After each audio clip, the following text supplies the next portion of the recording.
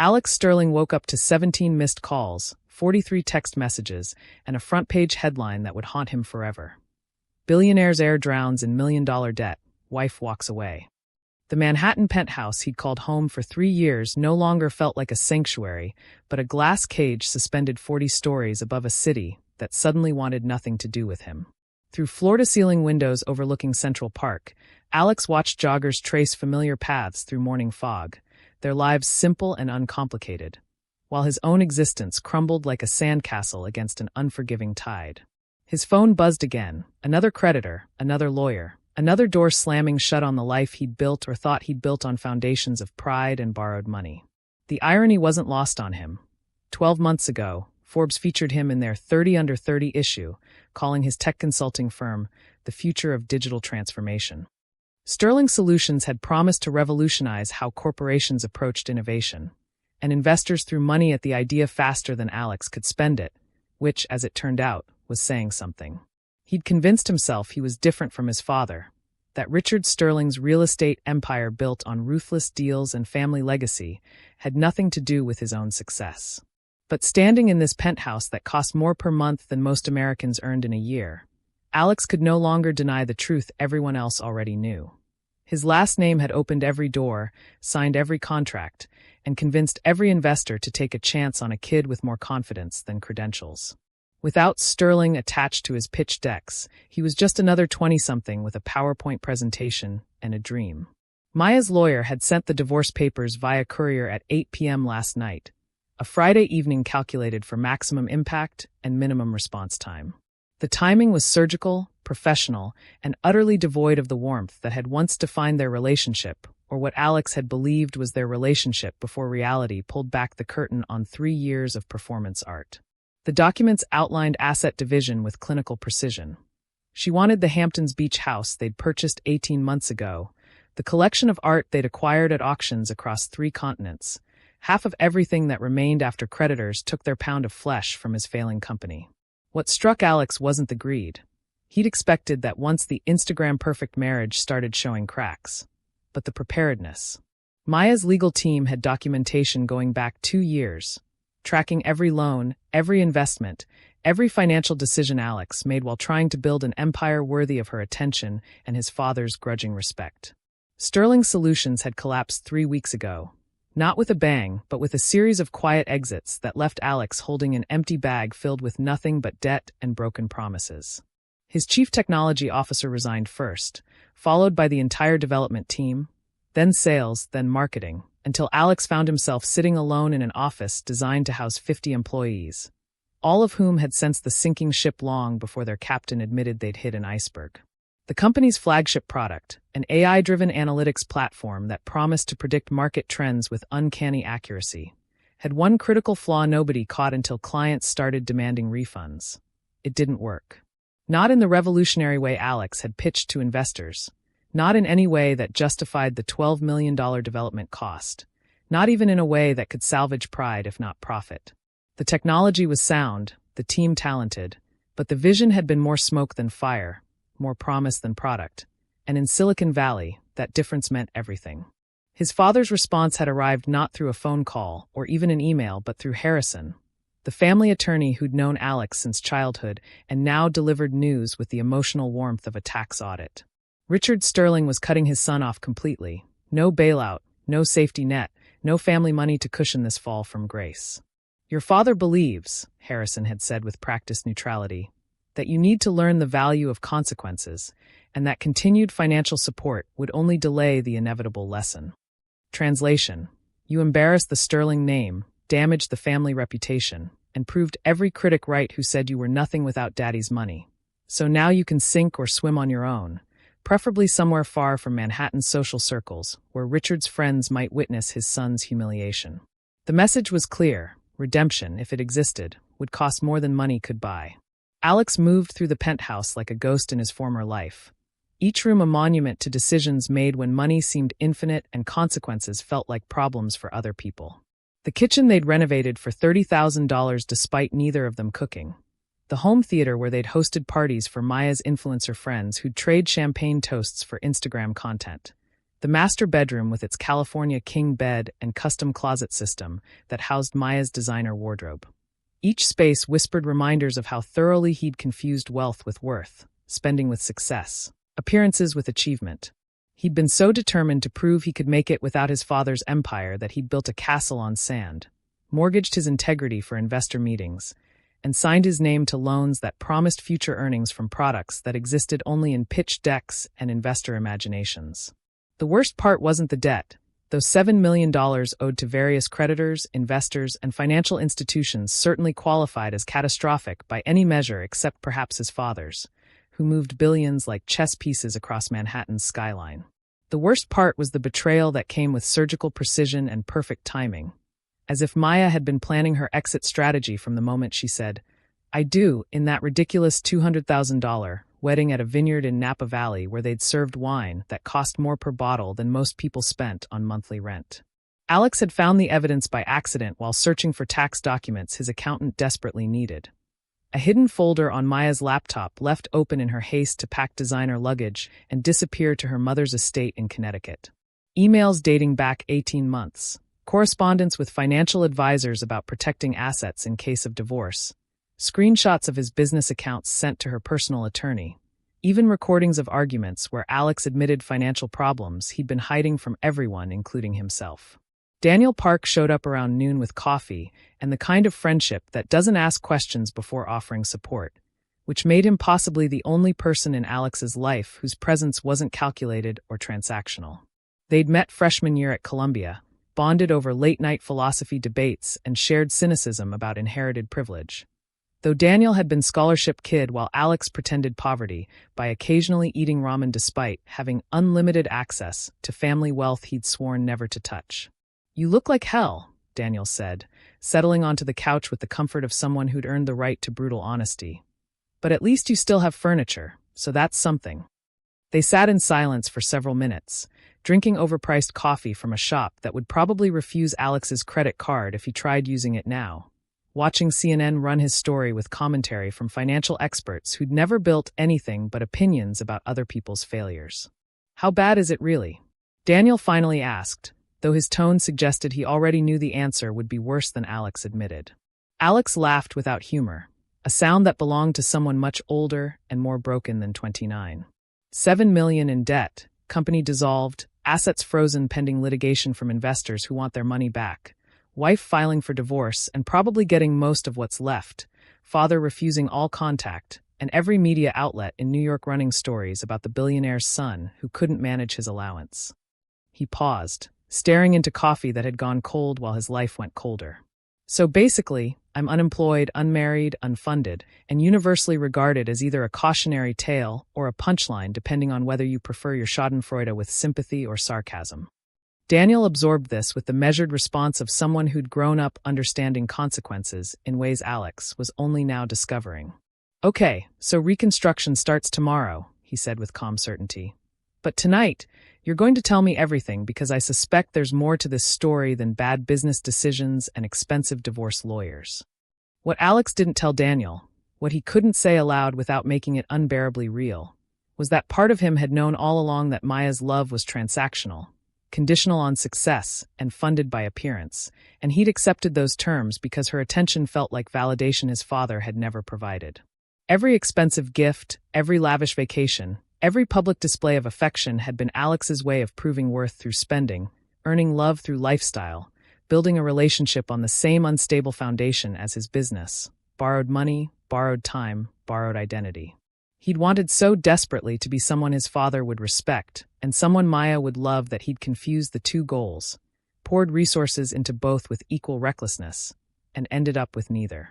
Now sitting in this penthouse that represented everything he'd built and lost, Alex faced a question more terrifying than bankruptcy. Who was Alexander Sterling when you stripped away the money, the name, the wife, the company, and all the borrowed definitions of success? The answer might destroy him or save him, but discovering it would require losing everything first. And by sunset, Alex realized he was almost there. Alex spent Saturday morning doing something he hadn't done in years.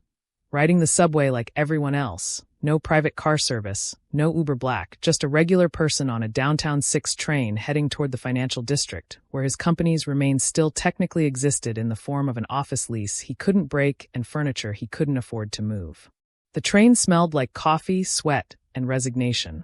A combination Alex found oddly comforting as he stood pressed between a nurse heading home from night shift and a college kid with headphones turned up loud enough that Alex could hear every word of whatever aggressive rap music powered his morning commute. Nobody recognized him, or if they did, nobody cared enough to mention it, and that anonymity felt like the first genuine thing Alex had experienced in months, maybe years. Definitely since he'd started performing the role of successful entrepreneur instead of being one. The Sterling Solutions office looked like the Marie Celeste of tech startups, abandoned mid-voyage with everything intact but lifeless, as if employees had simply vanished during a regular workday rather than submitted resignation letters and updated LinkedIn profiles to reflect new opportunities with more stable companies. Alex's corner office still held the standing desk he'd insisted improved productivity, the whiteboard covered in strategies that never materialized, the potted plant Maya had given him on their first anniversary that had somehow survived longer than their marriage.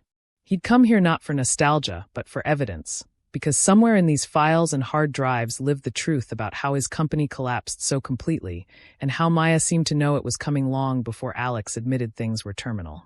The problem with building everything digital was that nothing ever truly disappeared, and the benefit of being paranoid about data security meant Alex had backup systems even his IT department hadn't known about, insurance policies against the kind of catastrophic loss he'd never imagined would come from inside his marriage. What Alex found in the next 4 hours of forensic accounting and email archaeology would have made a prosecutor weep with joy or a defense attorney resign in despair, depending on which side of the marriage you stood on. And Alex was rapidly realizing he'd never stood on any side but the one Maya had built for him to perform on. The evidence arrived in layers, each one more damning than the last. A Russian nesting doll of betrayal, where every revelation contained another smaller, sharper truth hidden inside. First layer. Maya had been in contact with 3 of Alex's major investors for 8 months before the company collapsed. Friendly emails that on surface discussed nothing problematic, but in aggregate painted a picture of someone gathering intelligence, building relationships, positioning herself as the reasonable voice married to an increasingly erratic entrepreneur. Second layer. Those same investors had received anonymous tips about Sterling Solutions' product problems, technical issues that only someone with intimate knowledge of the company could have known, tips that arrived from burner email accounts, but included details Maya had heard Alex discuss at home during late-night crisis calls with his development team. Third layer, and this one felt like a knife between ribs. Maya had quietly sold the shares Alex had given her in Sterling Solutions 6 weeks before the collapse went public, unloading them to a private buyer at above-market rates that suggested insider knowledge and protected her from the financial bloodbath that followed. The transaction was legal barely, structured through her personal wealth manager in a way that maintained deniability while maximizing profit, turning her stake in Alex's dream into liquid capital she'd used to purchase assets in her name only.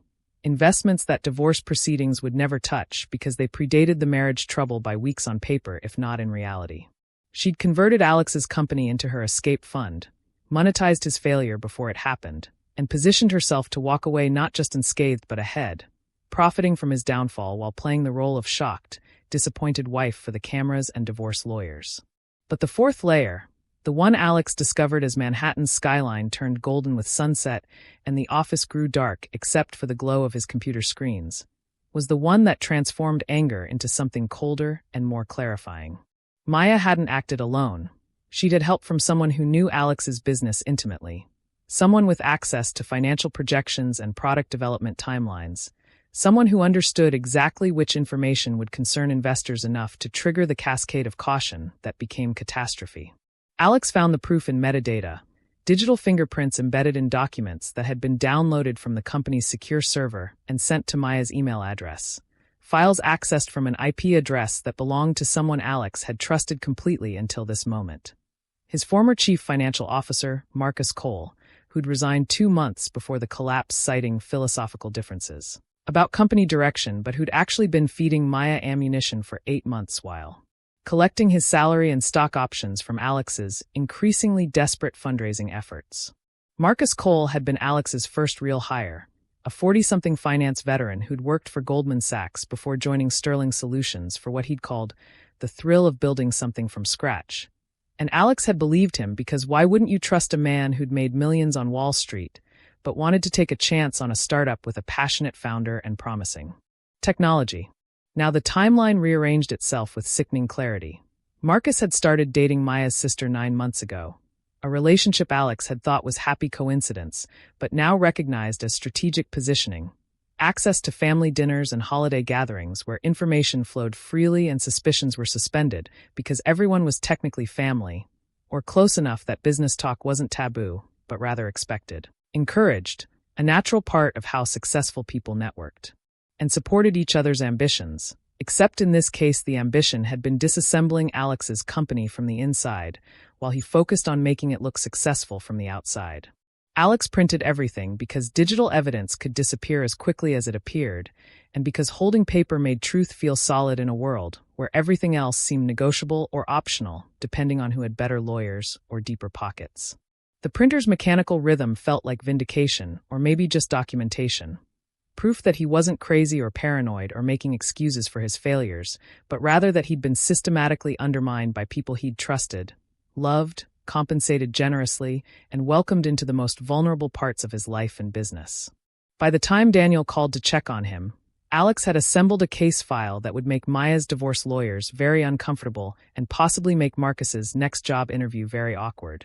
Assuming Alex decided to go public with information that would destroy reputations, but might also make him look petty, vindictive, or like someone blaming everyone else for problems that ultimately traced back to his own decisions. Judgment, and desperate need to prove something to a father who'd never asked for proof in the first place. "Don't do anything stupid," Daniel said when Alex finally answered and explained what he'd found. Though his tone suggested he already suspected Alex was contemplating several varieties of stupid, each one more satisfying and self-destructive than the last. "I'm not going to do anything stupid," Alex replied, which was technically true because revenge wasn't stupid if properly executed, just complicated, expensive, and potentially illegal depending on how creative you got with definitions of theft, fraud, and conspiracy. What Alex wanted wasn't revenge exactly, but rather acknowledgement, some public recognition that his failure wasn't entirely self-authored, that the narrative everyone had accepted about the spoiled billionaire's son who crashed and burned through incompetence was missing critical chapters about betrayal, manipulation, and premeditated sabotage. He wanted Maya to face questions about her convenient timing, Marcus to explain his corporate espionage to future employers, and everyone who'd been so quick to mock his downfall to know there were villains in this story, and not all of them were named Sterling. But Daniel made a point that cut through Alex's anger with the precision of someone who'd been poor and knew things rich people forgot.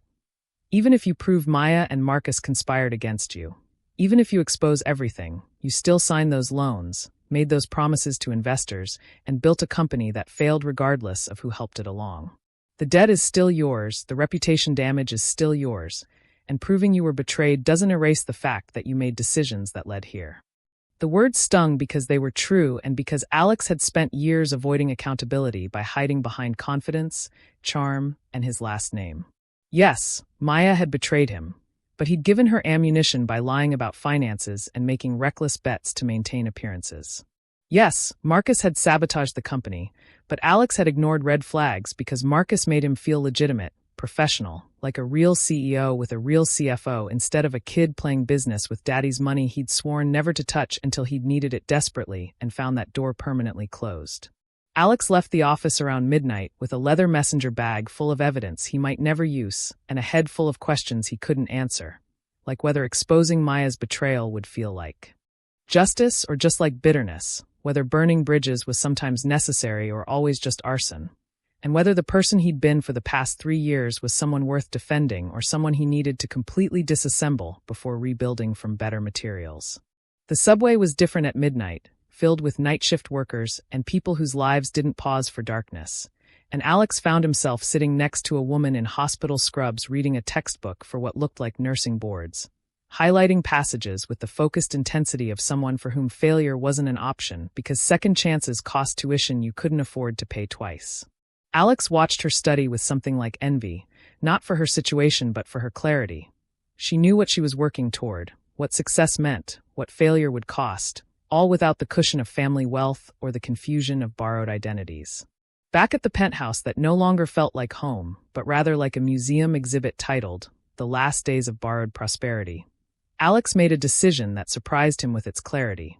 He wouldn't expose Maya and Marcus, at least not publicly, not yet, not until he'd figured out who Alexander Sterling was supposed to be when he wasn't performing for audiences, proving points to fathers, or buying love from people who measured worth in platinum credit cards and Instagram likes.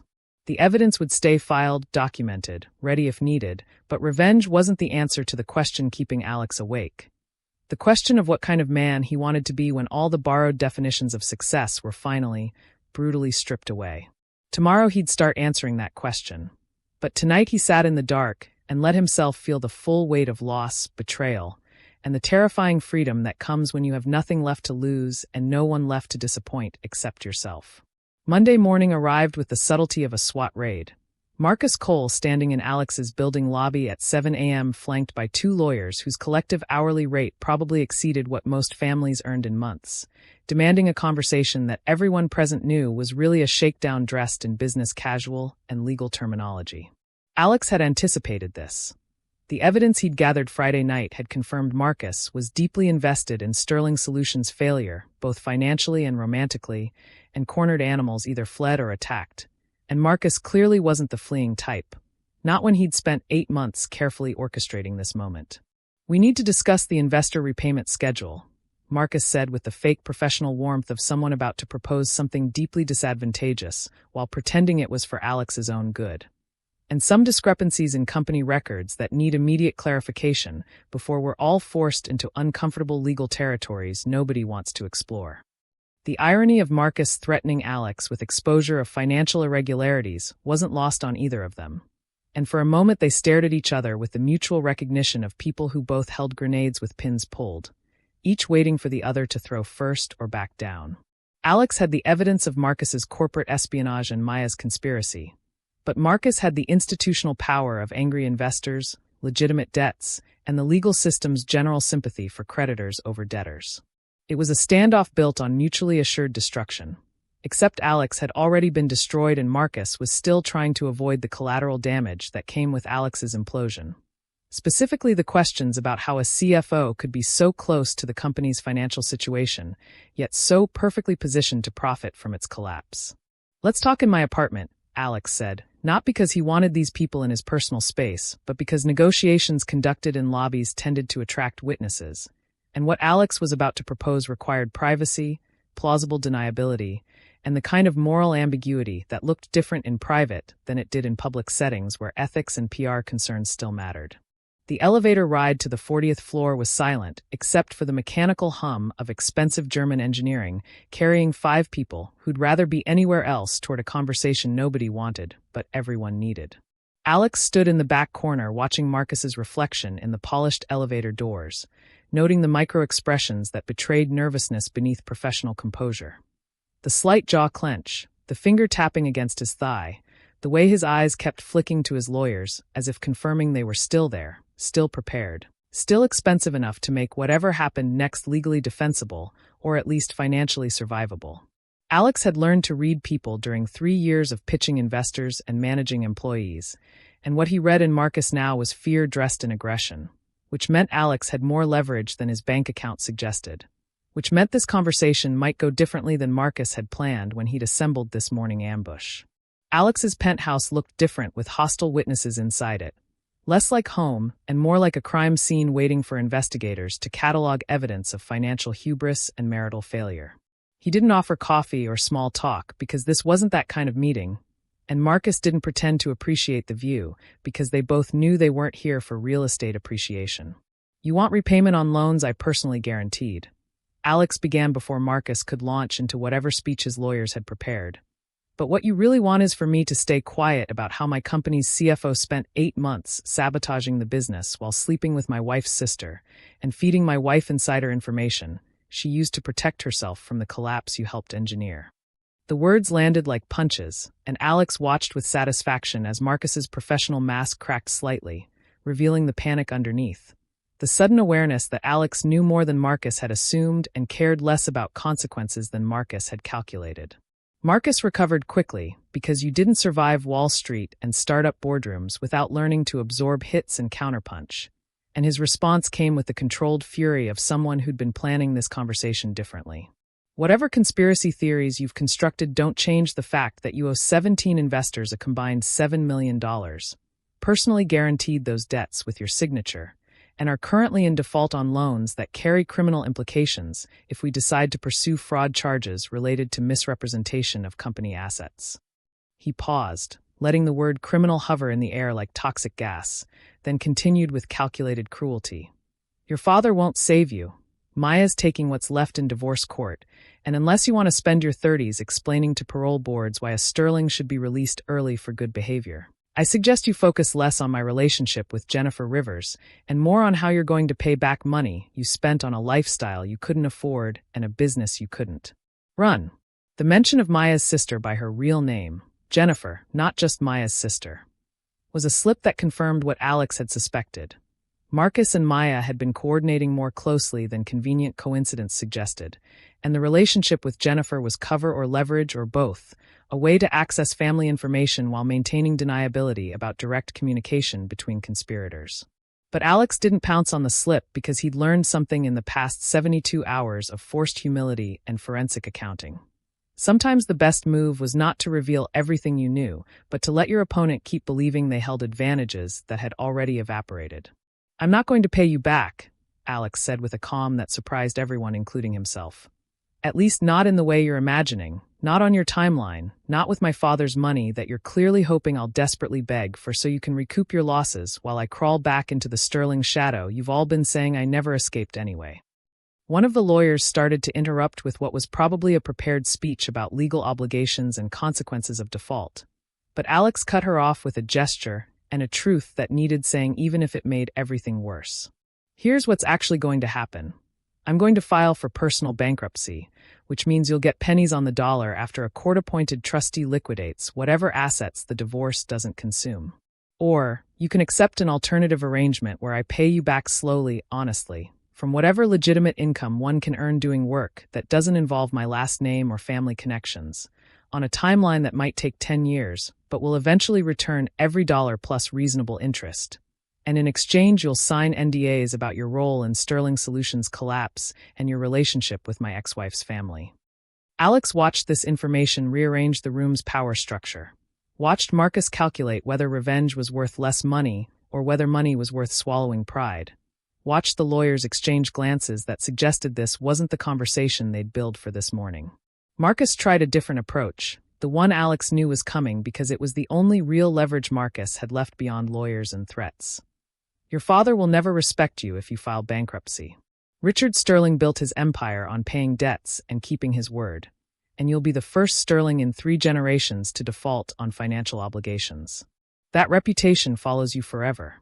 The words were designed to hit the wound Alex had been nursing his entire life, the need for Richard's approval that had driven every terrible decision of the past 3 years. But somehow they landed differently now. Maybe because Alex had finally realized that chasing his father's respect while running away from his father's money was a contradiction that could only end in disaster. Or maybe because losing everything had clarified what actually mattered versus what he'd been told should matter by people whose opinions were worth less than their expensive suits suggested. "My father respects results, not methods," Alex finally responded. And the result of trying to earn his approval while rejecting his help was $7 million in debt, a failed company, and a marriage that was a performance piece for social media. So maybe the lesson isn't about what Richard Sterling respects, but about what Alexander Sterling needs to become when he stops measuring himself against a standard that was never meant for him anyway. The speech felt pretentious even as Alex delivered it, the kind of self-actualization dialogue that belonged in therapy or screenplays, but it was also true in a way that made Marcus's threats feel smaller, less urgent, like problems that mattered only if you accepted the premise that other people's opinions defined your worth. Alex had spent 29 years accepting that premise, and look where it had landed him: broke, divorced, and negotiating with a corporate saboteur in a penthouse he'd lose in 6 months when the lease expired and the landlord discovered his guarantor had revoked all financial backing. The meeting ended without resolution because real negotiations never conclude in dramatic single scenes, but rather through lawyers exchanging proposals and counterproposals over weeks while clients paid hourly rates for the privilege of avoiding direct conversation. Marcus left with his legal team and his threats, promising to be in touch through proper channels, which was corporate speak for, "I'm going to make your life hell, but within the bounds of plausible deniability and legal protection." Alex watched them leave from his window 40 stories up, watched them emerge from the building onto the Manhattan street below. Three small figures who'd tried to intimidate someone who'd already been destroyed, and thus discovered the unique freedom that comes from having nothing left to lose. He texted Daniel. Marcus showed up with lawyers. "I didn't apologize or beg. I think I'm finally learning." Daniel's response came immediately. "Learning what?" And Alex typed back, "That going down swinging beats going down begging." Alex stood outside Sterling Tower on Wednesday afternoon, staring up at 60 floors of limestone and glass that represented 3 generations of real estate dominance and 1 generation's spectacular failure to live up to the name carved above the entrance.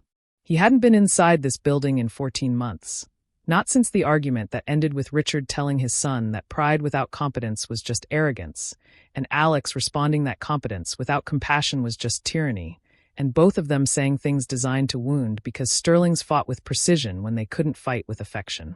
The security guard in the lobby recognized Alex immediately. Harold had worked this desk since Alex was in middle school. But instead of the familiar warm greeting, Harold's expression carried the awkward sympathy reserved for family members who'd fallen from grace, which somehow felt worse than Marcus's threats or Maya's betrayal because Harold had known Alex when he was just a kid who visited his father's office and thought power looked simple from the outside. The elevator to the executive floor was the same one Alex had ridden countless times during childhood summers when Richard would bring him to the office and teach him what he called real business. Not the theoretical economics from university textbooks, but the practical reality of deals made over handshakes and broken over fine print, of fortunes built on knowing when to buy what everyone wanted to sell and selling what everyone desperately wanted to buy. Alex remembered being 12 years old in this elevator, thinking his father was invincible, a man who moved buildings across Manhattan's skyline like chess pieces, who could make or destroy careers with a phone call, who commanded respect simply by entering rooms. Now at 29, riding the same elevator to face the same man, Alex wondered if he'd spent his entire 20s trying to become someone Richard would respect or trying to prove he could succeed without becoming Richard at all, and whether that distinction mattered or was just the kind of philosophical gymnastics people used to avoid admitting they'd failed on their own terms. Richard's executive assistant, Patricia, who'd been organizing the Sterling patriarch's life longer than Alex had been alive, greeted him with professional warmth that didn't quite hide her surprise at his appearance. "He's expecting you," she said, which Alex found interesting because he hadn't called ahead, hadn't made an appointment, had simply shown up hoping audacity might compensate for the lack of invitation or welcome his recent failures had certainly eliminated. Patricia's desk sat outside Richard's corner office like a fortress checkpoint, and Alex remembered his teenage self thinking she was the dragon guarding the king's chamber. Though now he understood she was more like the translator who made Richard's absolute certainty and occasional brutality function in a world that required more diplomacy than Sterling's naturally possessed. "He's been watching the news," Patricia added quietly, meaningfully, a warning disguised as information, and Alex understood she meant Richard had been following his son's public destruction with whatever complicated emotions fathers feel when their warnings prove accurate. Richard Sterling's office was exactly as Alex remembered. Massive desk positioned to face the door so visitors immediately understood who held power. Floor-to-ceiling windows behind that desk framing a view of Manhattan that declared ownership rather than appreciation. Walls lined with photographs documenting 3 generations of Sterling real estate deals and political connections that made those deals possible. Richard himself stood at the window with his back to the door, hands clasped behind him in a posture Alex had unconsciously imitated 1,000 times before realizing he was performing his father rather than discovering himself. "Patricia said you were here," Richard spoke without turning around, his voice carrying the controlled authority of someone accustomed to immediate attention and complete obedience. "I told her to send you in because I was curious whether you'd come to apologize, ask for money, or blame me for your situation. Which is it, Alexander?" Alex closed the door behind him and moved into the room, refusing to stand in the doorway like a petitioner or sit without invitation like a child. "I came to tell you that you were right," he said, and watched his father's shoulders tense slightly, the only indication that this opening wasn't what Richard had expected. Right about what specifically? Richard turned now, revealing a face that aged well because good genetics and expensive healthcare delayed time's victories, but also a face that showed the weight of building an empire and the cost of maintaining it, lines around the eyes that spoke of calculated risks and necessary ruthlessness. Right about me not being ready to run a company. Right about Maya being more interested in the sterling name than the sterling son. Right about pride being a poor substitute for competence. Right about me confusing borrowed money with earned success. Pick whichever one makes you feel most vindicated. The bitterness in Alex's voice was hard to hide, but he didn't try very hard because honesty seemed more valuable than diplomacy when you had nothing left to lose except the relationship you'd already destroyed through years of trying to prove impossible things to unimpressible people. Richard walked to his desk and sat, a deliberate choice to position himself in the power seat while Alex remained standing, and Alex recognized the negotiation tactic because his father had taught it to him during those childhood summers. Control the space, control the height differential, control the psychology before controlling the conversation. I didn't cut you off to punish you, Richard said with the tone of someone explaining obvious truths to slow learners. I cut you off because you needed to understand consequences, something your generation seems to believe should be negotiable or postponable if you have good intentions and compelling narratives. You borrowed $7 million to fund a lifestyle and a business you couldn't sustain. You married a woman who saw opportunity rather than partnership, and you blamed everyone except yourself when reality arrived with bills you couldn't pay. Each word landed with surgical precision, designed to cut rather than comfort, and Alex felt the familiar cocktail of anger and shame that characterized most conversations with his father.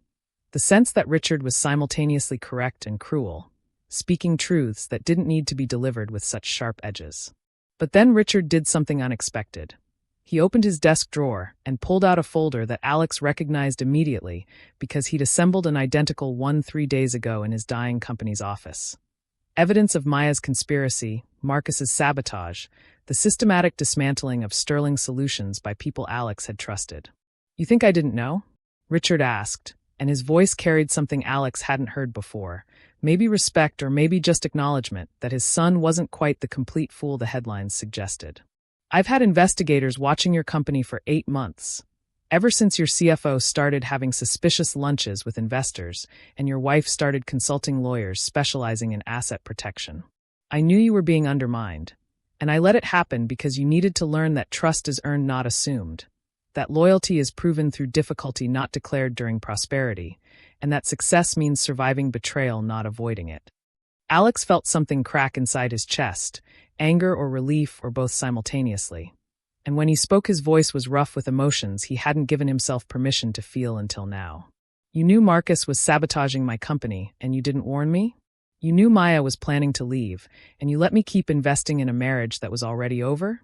What kind of father watches his son walk into traffic and calls it a teaching moment? The questions came out louder than Alex intended, years of resentment compressed into seconds of accusation. And for the first time in his adult life, he didn't care about maintaining composure in front of Richard. Didn't care about looking weak or emotional, or like someone who couldn't handle the brutal realities of business that Sterling supposedly navigated with cold calculation. The kind of father, Richard responded with infuriating calm, who understands that warning you would have taught you to depend on me for information instead of developing your own instincts, that saving you would have confirmed you couldn't survive without the Sterling safety net, and that protecting you from betrayal would have left you vulnerable to worse betrayals when I'm no longer here to watch your back. The logic was brutally Sterling. Sacrifice short-term comfort for long-term strength. Prioritize lessons over protection. Trust that pain was a better teacher than prevention. Alex wanted to hate his father for it. Wanted to rage about the cruelty of letting a son suffer when suffering was preventable. But part of him understood because he'd been trying to become someone who didn't need Richard's protection, and here was Richard actually giving him that opportunity by withdrawing protection completely. So what now? Alex asked, straightening up, wiping his eyes with the back of his hand in a gesture that was more exhaustion than tears. Now you've learned your lessons, survived your betrayals, and discovered who you are when the money and the name and the wife are gone. What does Alexander Sterling do with that knowledge? Does he come back to Sterling Tower and join the family business like I always hoped? Or does he keep proving something to someone who's already convinced? Alex looked around the office that represented everything he'd been running from and everything he'd been trying to prove he didn't need. And he finally understood the trap he'd built for himself. Every decision made in reaction to Richard was still a decision controlled by Richard. Every choice to avoid the Sterling shadow was still a choice defined by that shadow's existence. "I don't want to work for you," Alex said slowly. "But I need to learn from you, not the business lessons you taught me as a kid, but the survival lessons you apparently taught me by watching me fail. I need to understand how you built something real instead of something borrowed, how you earned respect instead of performing success, how you became Richard Sterling instead of just inheriting the name." He paused, then added with difficulty, "And I need you to stop being disappointed in me long enough to help me figure out who I'm supposed to become when I stop trying to be either you or your opposite." Richard stood and walked around the desk, eliminating the physical barrier between them, and extended his hand not for a handshake, but for something Alex hadn't seen since childhood: a manila envelope containing what looked like legal documents. "You can't work for Sterling Properties because of conflict of interest with your creditor negotiations, and frankly you're not qualified anyway after running one company into the ground." The words should have stung but were delivered with something approaching warmth, or at least the Sterling version of warmth, which mostly resembled tough honesty. "But you can work with someone I trust, someone who built their success from nothing like you're about to do, someone who'll teach you what I couldn't because they learned it the hard way instead of inheriting it. Consider it an apprenticeship in rebuilding, which every Sterling eventually needs even if most of us are too proud to admit it." Inside the envelope, a letter of introduction to someone named Sarah Chun, founder of a property management company that handled middle-income housing rehabilitation. Nothing glamorous or headline-worthy, but something real, sustainable, and entirely separate from the Sterling Empire's luxury focus. Alex opened the envelope and read Sarah Chen's credentials.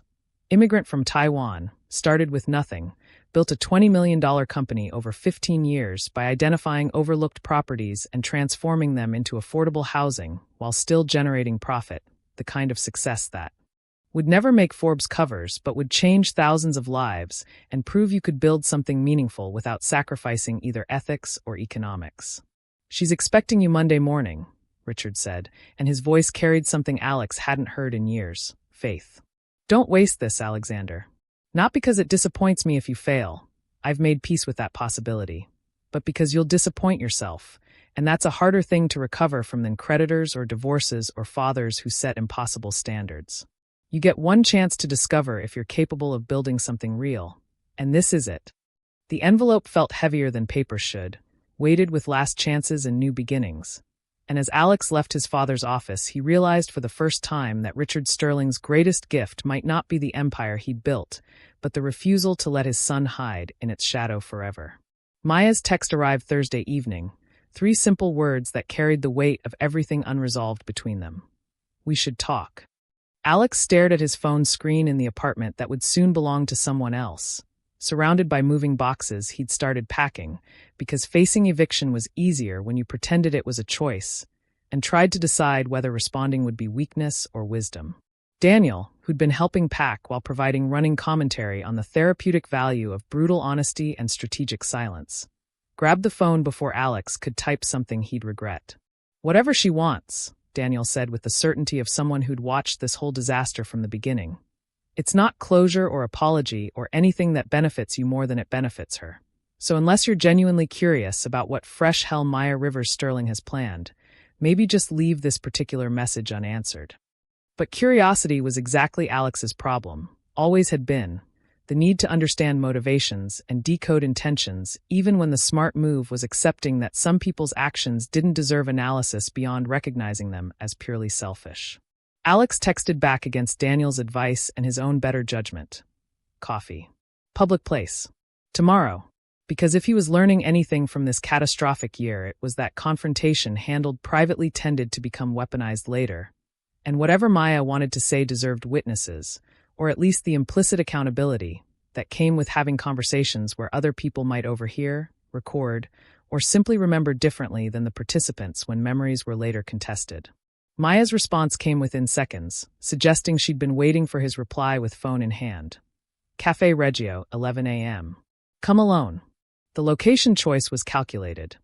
Their first date had been at Cafe Reggio 3 years ago, back when Alex thought Maya's interest in vintage coffee shops proved she valued authenticity over Instagram aesthetics. Before he'd learned she valued both, and had photographed their first date from 6 different angles before choosing the most flattering filter to announce their relationship to her 300,000 followers who'd responded with heart emojis and comments about couple goals.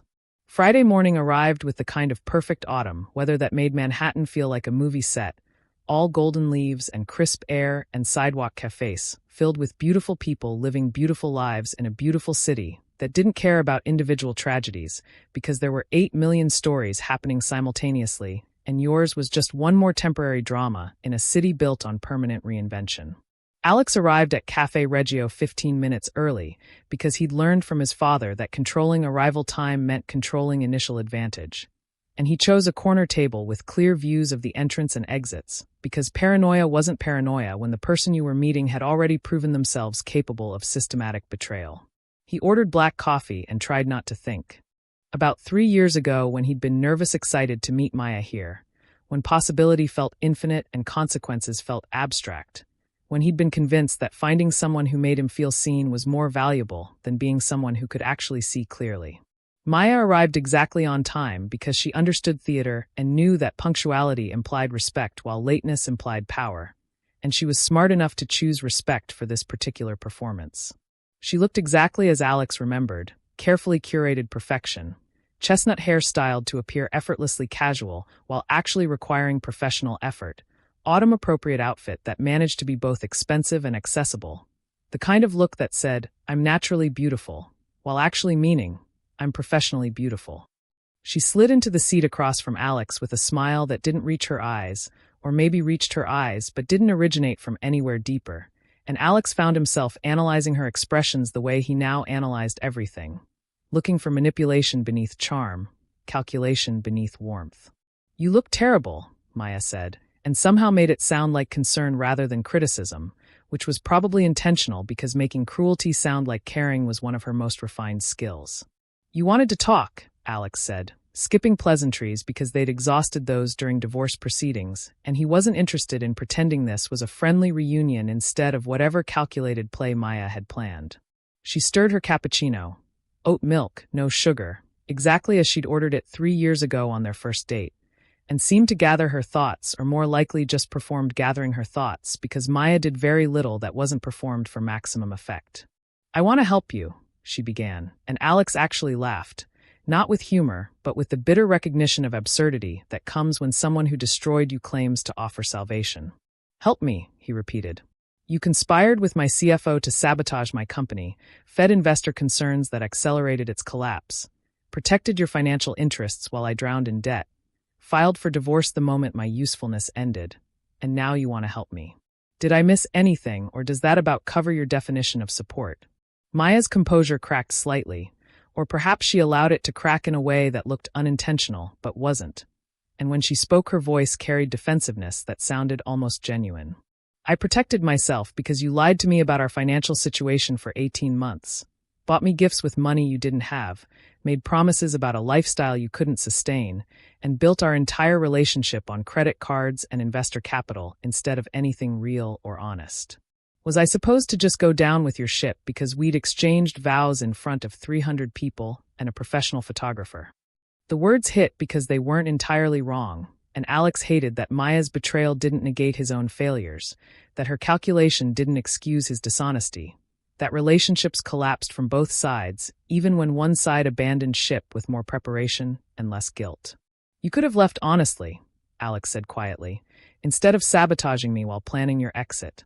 "That's actually why I wanted to meet," Maya said, shifting tactics so smoothly Alex almost missed the manipulation, almost believed this conversation was spontaneous rather than scripted. "I'm offering you money. $500,000, no strings, no contract, just a transfer to help you pay off some debt and start over without filing bankruptcy or destroying the sterling reputation completely." She pulled out her phone and showed him a bank account statement. Her personal account, not joint, not marital assets, but money she'd apparently accumulated separately through her influencer career and various brand deals that Alex had never paid attention to because he'd been too busy funding their lifestyle to notice she'd been funding a backup plan. "Why?"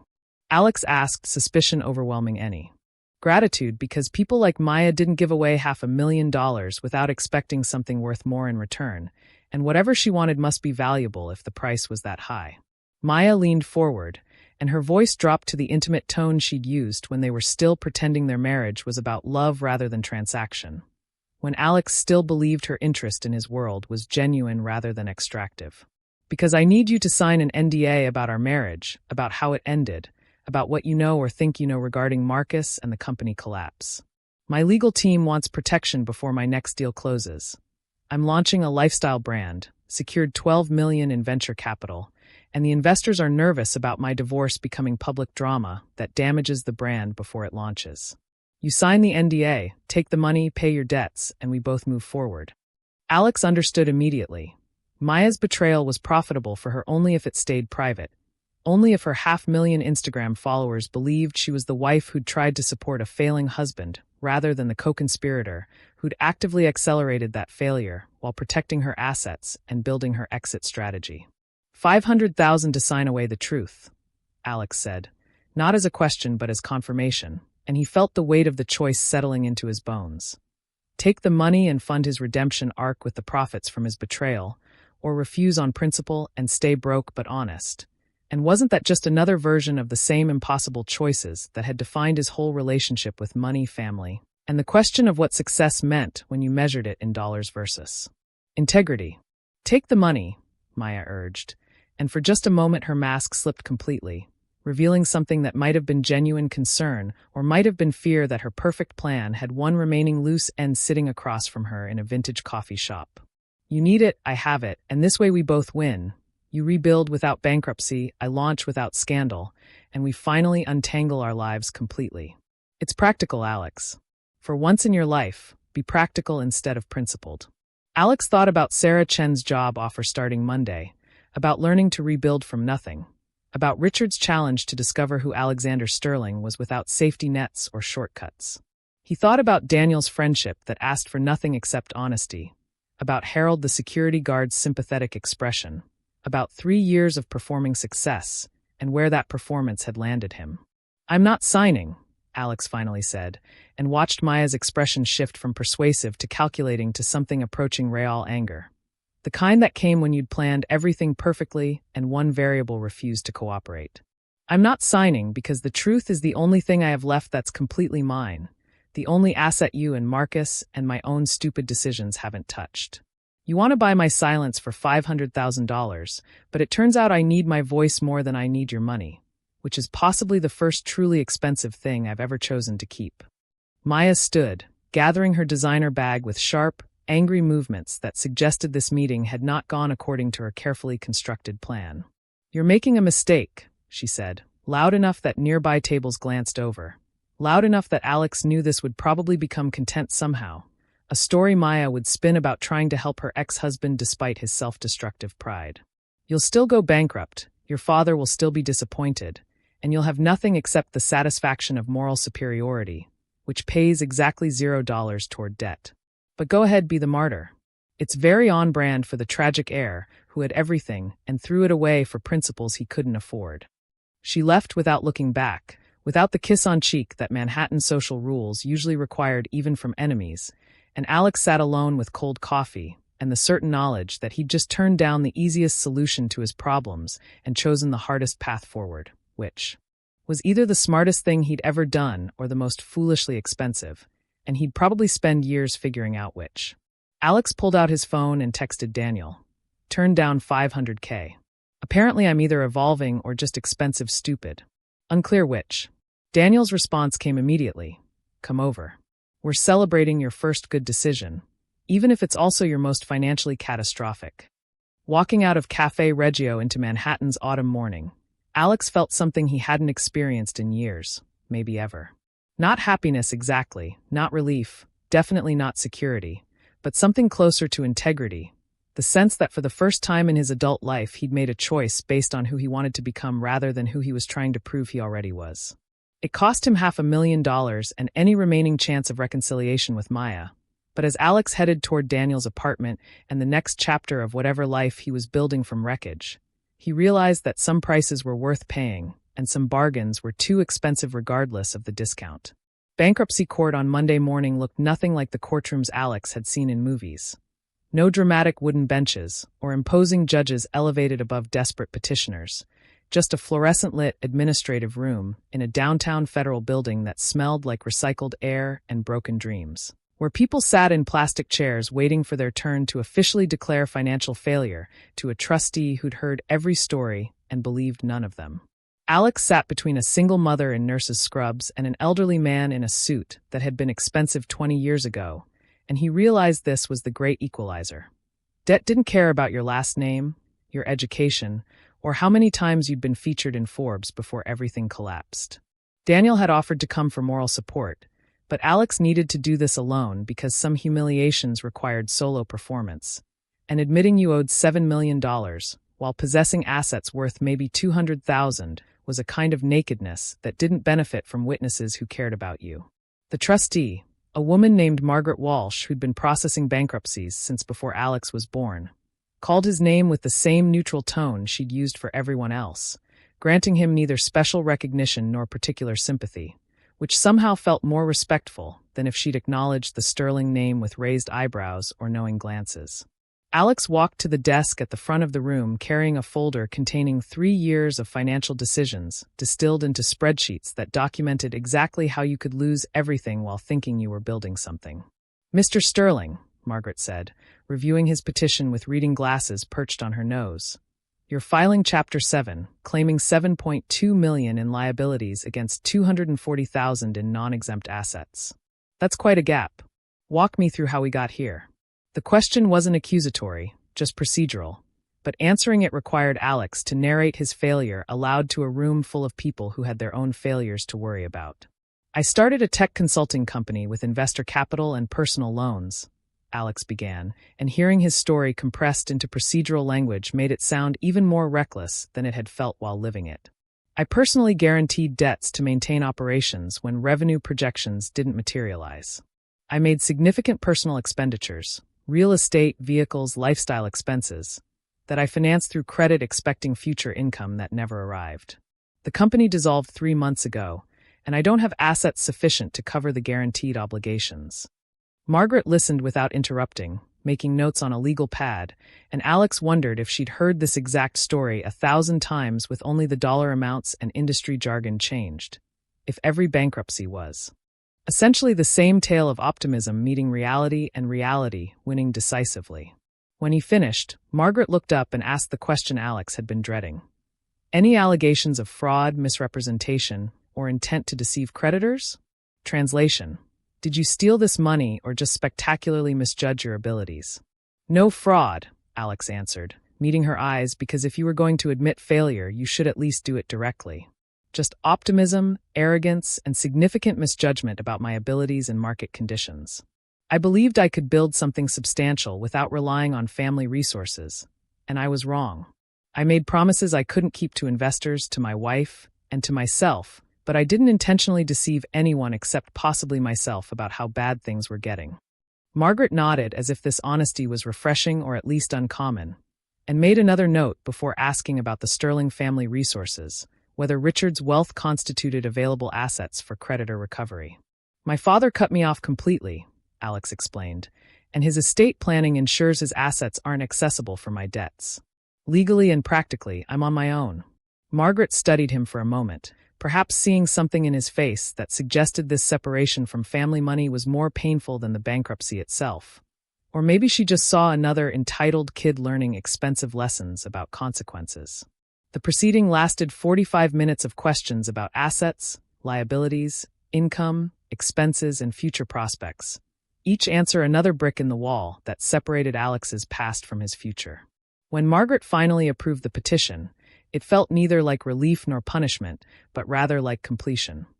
The official acknowledgement that Alexander Sterling, aged 29, had tried something ambitious and failed comprehensively, and now the government would step in to organize the wreckage and distribute what little remained to creditors who'd never recover their full investment.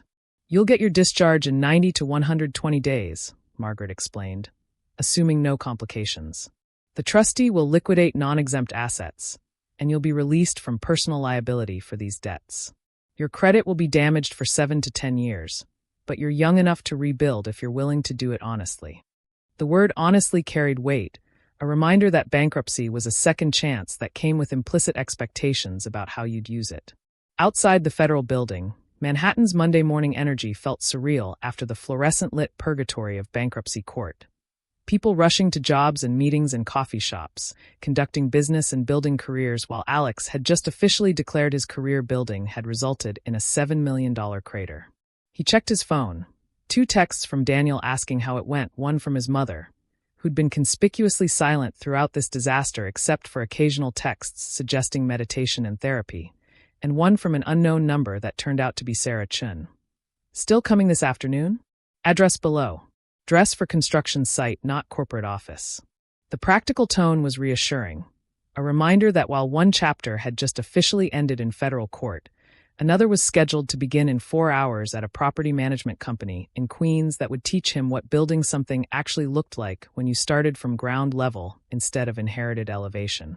Alex took the subway to Queens because his car had been repossessed 2 weeks ago and Uber felt like an expense he couldn't justify anymore, and because there was something grounding about public transportation that his previous life of private cars and driver services had insulated him from. The proximity to people living regular lives, earning regular incomes, solving regular problems without 7-figure debt or billionaire fathers or ex-wives conspiring with CFOs. The address Sarah Chun had provided led to a 3-story walk-up in Astoria that had definitely seen better decades, scaffolding. Covering half the facade, construction materials piled on the sidewalk, the sound of power tools and Spanish music filtering through open windows.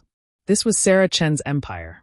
Not gleaming Manhattan towers, but working-class buildings transformed into affordable housing.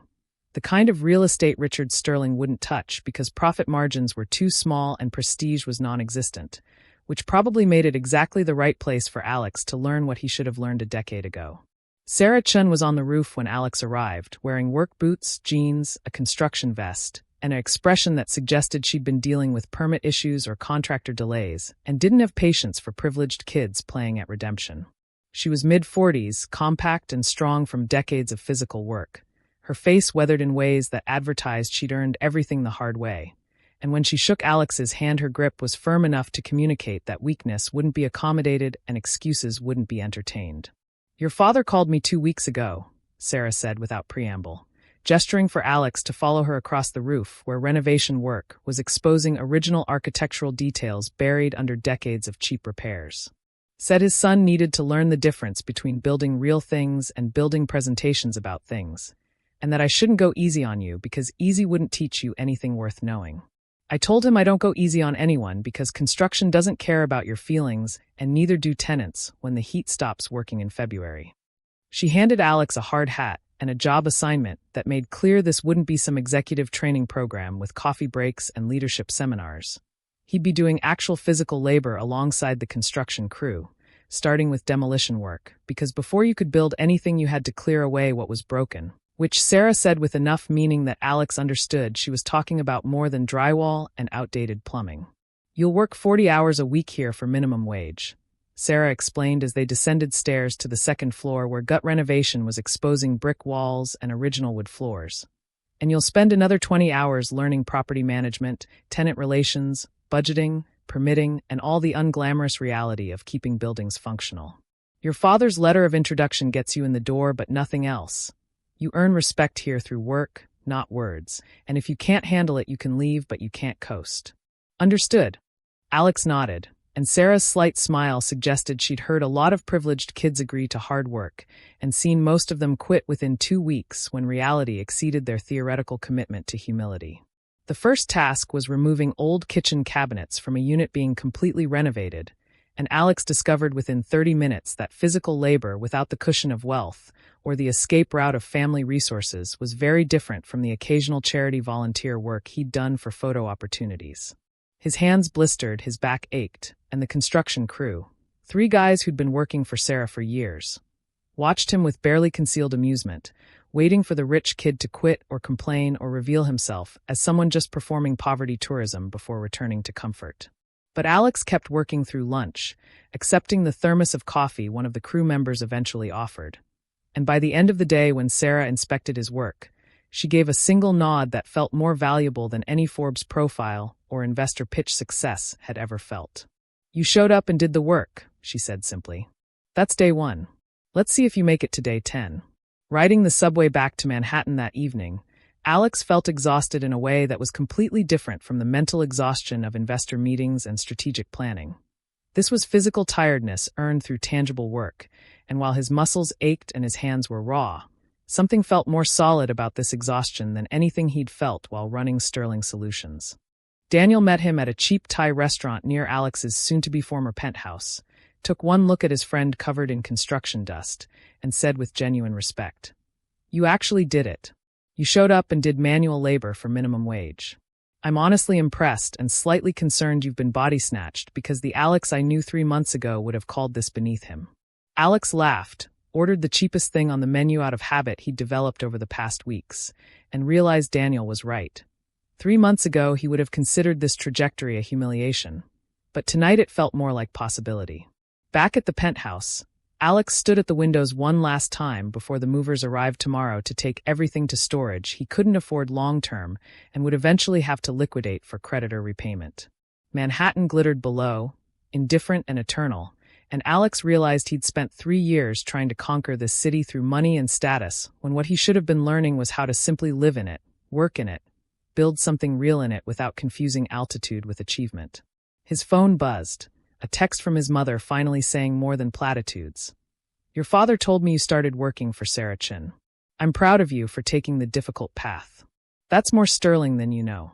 It was the first time Alex could remember his mother using the family name as praise rather than pressure, and he saved the text because sometimes you needed evidence that people noticed when you chose hard over easy, honest over convenient, rebuilding over running. Tomorrow he'd wake up not in a penthouse but in Daniel's spare room, not as the founder of anything but as a laborer earning minimum wage. And somehow that felt more like success than anything he'd achieved when success was measured in investor capital and social media validation. 3 weeks into working for Sarah Chin, Alex had settled into a rhythm that felt foreign and strangely comfortable. Wake at 5:30 in Daniel's spare room that was really just a converted office with an air mattress, shower, subway to Queens, 8 hours of demolition or painting or learning how to properly install drywall. Evening hours studying property codes and tenant law, sleep, repeat. His hands had developed calluses, his body had adjusted to physical labor, and the construction crew had stopped treating him like a curiosity and started treating him like someone who showed up and did the work, which was its own kind of acceptance more valuable than any networking event had ever provided. Sarah was a demanding teacher who explained nothing twice and accepted no excuses. But she was also fair in ways that made Alex realize how much of his previous business experience had been based on negotiable standards and flexible accountability, depending on who you knew or what your last name opened. Richard Sterling appeared at the construction site on a Tuesday morning without warning or announcement, arriving in a town car that looked comically out of place among the contractor vans and construction vehicles, wearing a 3-piece suit to a demolition site like he'd confused a board meeting with a job site. Sarah was the first to notice him, glanced at Alex with raised eyebrows that asked if this was going to be a problem, and Alex honestly didn't know because he hadn't spoken to his father since the office meeting 3 weeks ago when Richard had arranged this apprenticeship and challenged Alex to discover who he was without safety nets. Richard stood on the sidewalk looking up at the building with an expression Alex couldn't read, nostalgia, assessment, or something more complicated that involved seeing his son covered in drywall dust while manually hauling debris to a dumpster, doing the kind of work Sterling's typically hired others to perform while they focused on what they called strategic thinking, which usually just meant meeting people richer than themselves. "May I speak with you?" Richard called up, and Alex set down the debris bag he'd been carrying and came down to street level, aware that the entire crew was now watching this interaction with varying degrees of curiosity and amusement, because watching a billionaire's son have a conversation with his billionaire father on a working-class construction site was better entertainment than whatever was on their phones. Richard didn't waste time on pleasantries or ask how Alex was adjusting because Sterling's didn't do small talk when larger conversations needed having. "I have something to show you," Richard said. "Something I should have shown you years ago, but kept hidden because I thought protecting you from it would help you, and I was wrong. Can you take an hour? Sarah said you're entitled to breaks, though she mentioned you rarely take them." The request was phrased politely, but carried the expectation of agreement, and Alex found himself nodding, and telling Sarah he'd be back by noon, wondering what secret warranted a personal visit to Queens in a three-piece suit. The town car's leather interior felt wrong after weeks of subway seats and construction sites, like Alex was temporarily inhabiting his old life as a tourist or imposter, and Richard sat across from him in the back seat with a leather portfolio that looked expensively old. The kind of thing that held documents you kept for decades because they mattered more than quarterly reports or market projections. "Where we're going isn't far," Richard said as the driver navigated Queens traffic with the professional calm of someone who'd driven Richard Sterling through every borough for 20 years.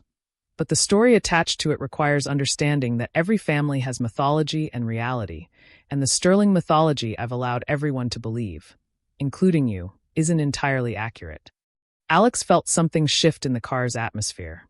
The sense that whatever Richard was about to reveal would recontextualize things Alex thought were fixed truths.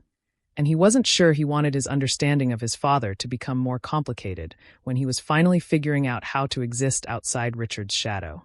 They stopped in front of a modest two-story building in Long Island City that had been converted into artist lofts. Nothing remarkable or obviously connected to the Sterling real estate empire that dealt in Manhattan towers and luxury developments.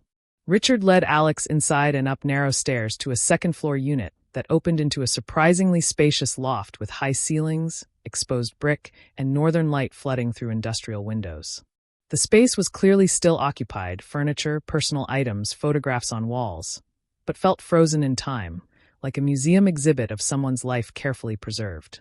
"This is where I lived from age 26 to 32, Richard said, and Alex felt his understanding of his father's history crack slightly because the Sterling mythology began with Richard already successful, already building his first major property, already the confident entrepreneur who'd expanded his inherited wealth through bold vision and strategic ruthlessness, not living in a converted industrial loft in Queens.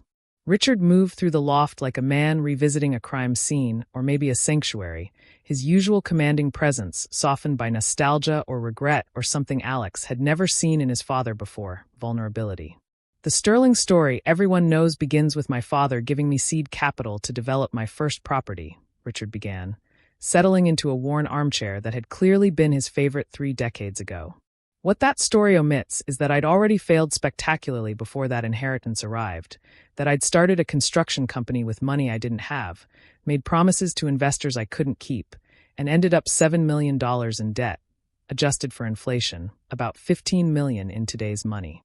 Alex felt the floor tilt slightly, the number 7 million impossibly familiar, impossibly specific, impossibly coincidental, except it clearly wasn't coincidence, but rather pattern legacy, the inheritance Alex had actually received without knowing it. "I filed bankruptcy at age 30, Richard continued. "Lost everything except this loft which I'd put in my future wife's name because I'd seen the collapse coming and made arrangements to protect something, which probably makes me smarter or more ruthless or just more dishonest than you were with Maya, depending on how you want to judge it. My father wouldn't speak to me for 2 years. Said I'd embarrassed the Sterling name, that I'd proven I wasn't ready for real business, that failure was unacceptable in our family." Richard paused, staring at a photograph on the wall showing a younger version of himself with a woman Alex recognized as his mother, though she died before Alex was old enough to remember her clearly. "Then my father's business partner died, left him the combined company, and my father decided he needed family he could trust more than he needed to punish me for failing. So he brought me back, gave me capital, and I spent the next 30 years building an empire partly to succeed and partly to make sure I never felt that helpless again." Alex sat down heavily on a couch that probably cost less than the throw pillows in his former penthouse, and tried to process that his father's greatest achievement, the Sterling empire that defined their family and dominated Manhattan's skyline, was built on the ashes of failure that mirrored Alex's own catastrophe almost perfectly. "Why didn't you tell me this before?" Alex asked, and his voice carried anger or hurt or both because knowing this 3 years ago might have changed everything, might have given him permission to fail without shame, might have prevented the desperate measures that led to Maya and Marcus and 7 million in debt. Richard's expression hardened slightly, returning to the familiar sterling steel that had defined Alex's childhood. "Because I wanted you to avoid my mistakes, not repeat them. I thought if I hid my failure and showed you only success, you'd build on that foundation instead of falling into the same holes. I was trying to protect you from my legacy, and instead I created the conditions for you to perfectly recreate it. Richard opened the portfolio and showed Alex documents Alex recognized immediately. Bankruptcy filings, creditor lists, court proceedings from 1987. The paperwork of financial destruction that looked remarkably similar to the paperwork Alex had filed 3 weeks ago. I keep these here because this loft is the only place where I'm not Richard Sterling, the billionaire developer, but just Richard Sterling, the man who failed and had to rebuild. And sometimes I need to remember that person existed before the empire did. He handed Alex a letter, yellowed with age, written in handwriting Alex recognized from childhood as his grandfather's. Richard, you failed because you were reckless and arrogant. Return when you've learned that buildings are built from foundations up, not from roofs down. Until then, you're not my son, but just another contractor who couldn't deliver. Father. The cruelty was casual and absolute, and Alex understood immediately why Richard had cut him off. Not because Richard wanted to be cruel, but because Richard was performing what had been performed on him, passing down the lesson through pain because pain was how he'd learned it.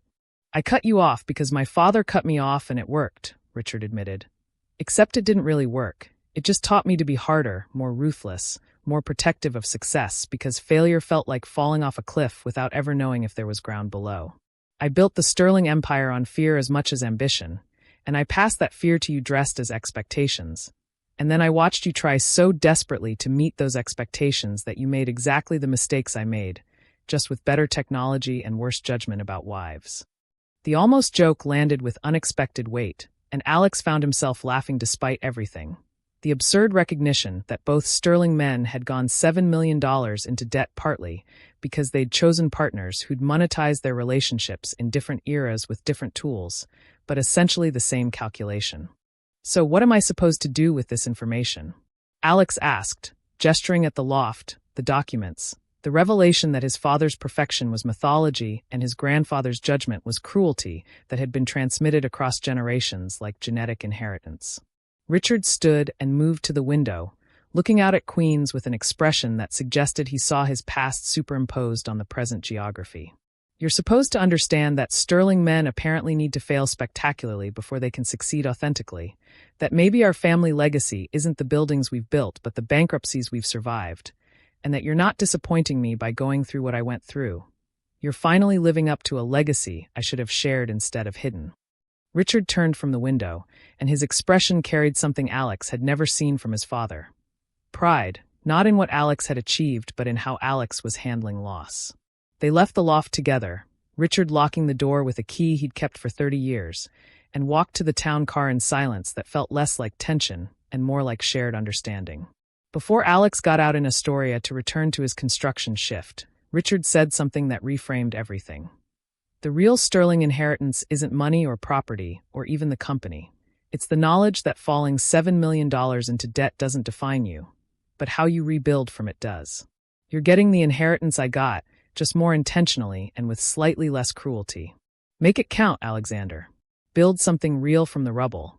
And maybe our family can finally break the pattern of hurting our sons in order to make them strong. The town car pulled away, leaving Alex standing on a Queens Street corner with his hard hat and work gloves, his understanding of his father completely rearranged, and a legacy that felt less like burden and more like permission to be imperfect while striving for better. When you have the power to destroy the people who destroyed you, what does using that power cost?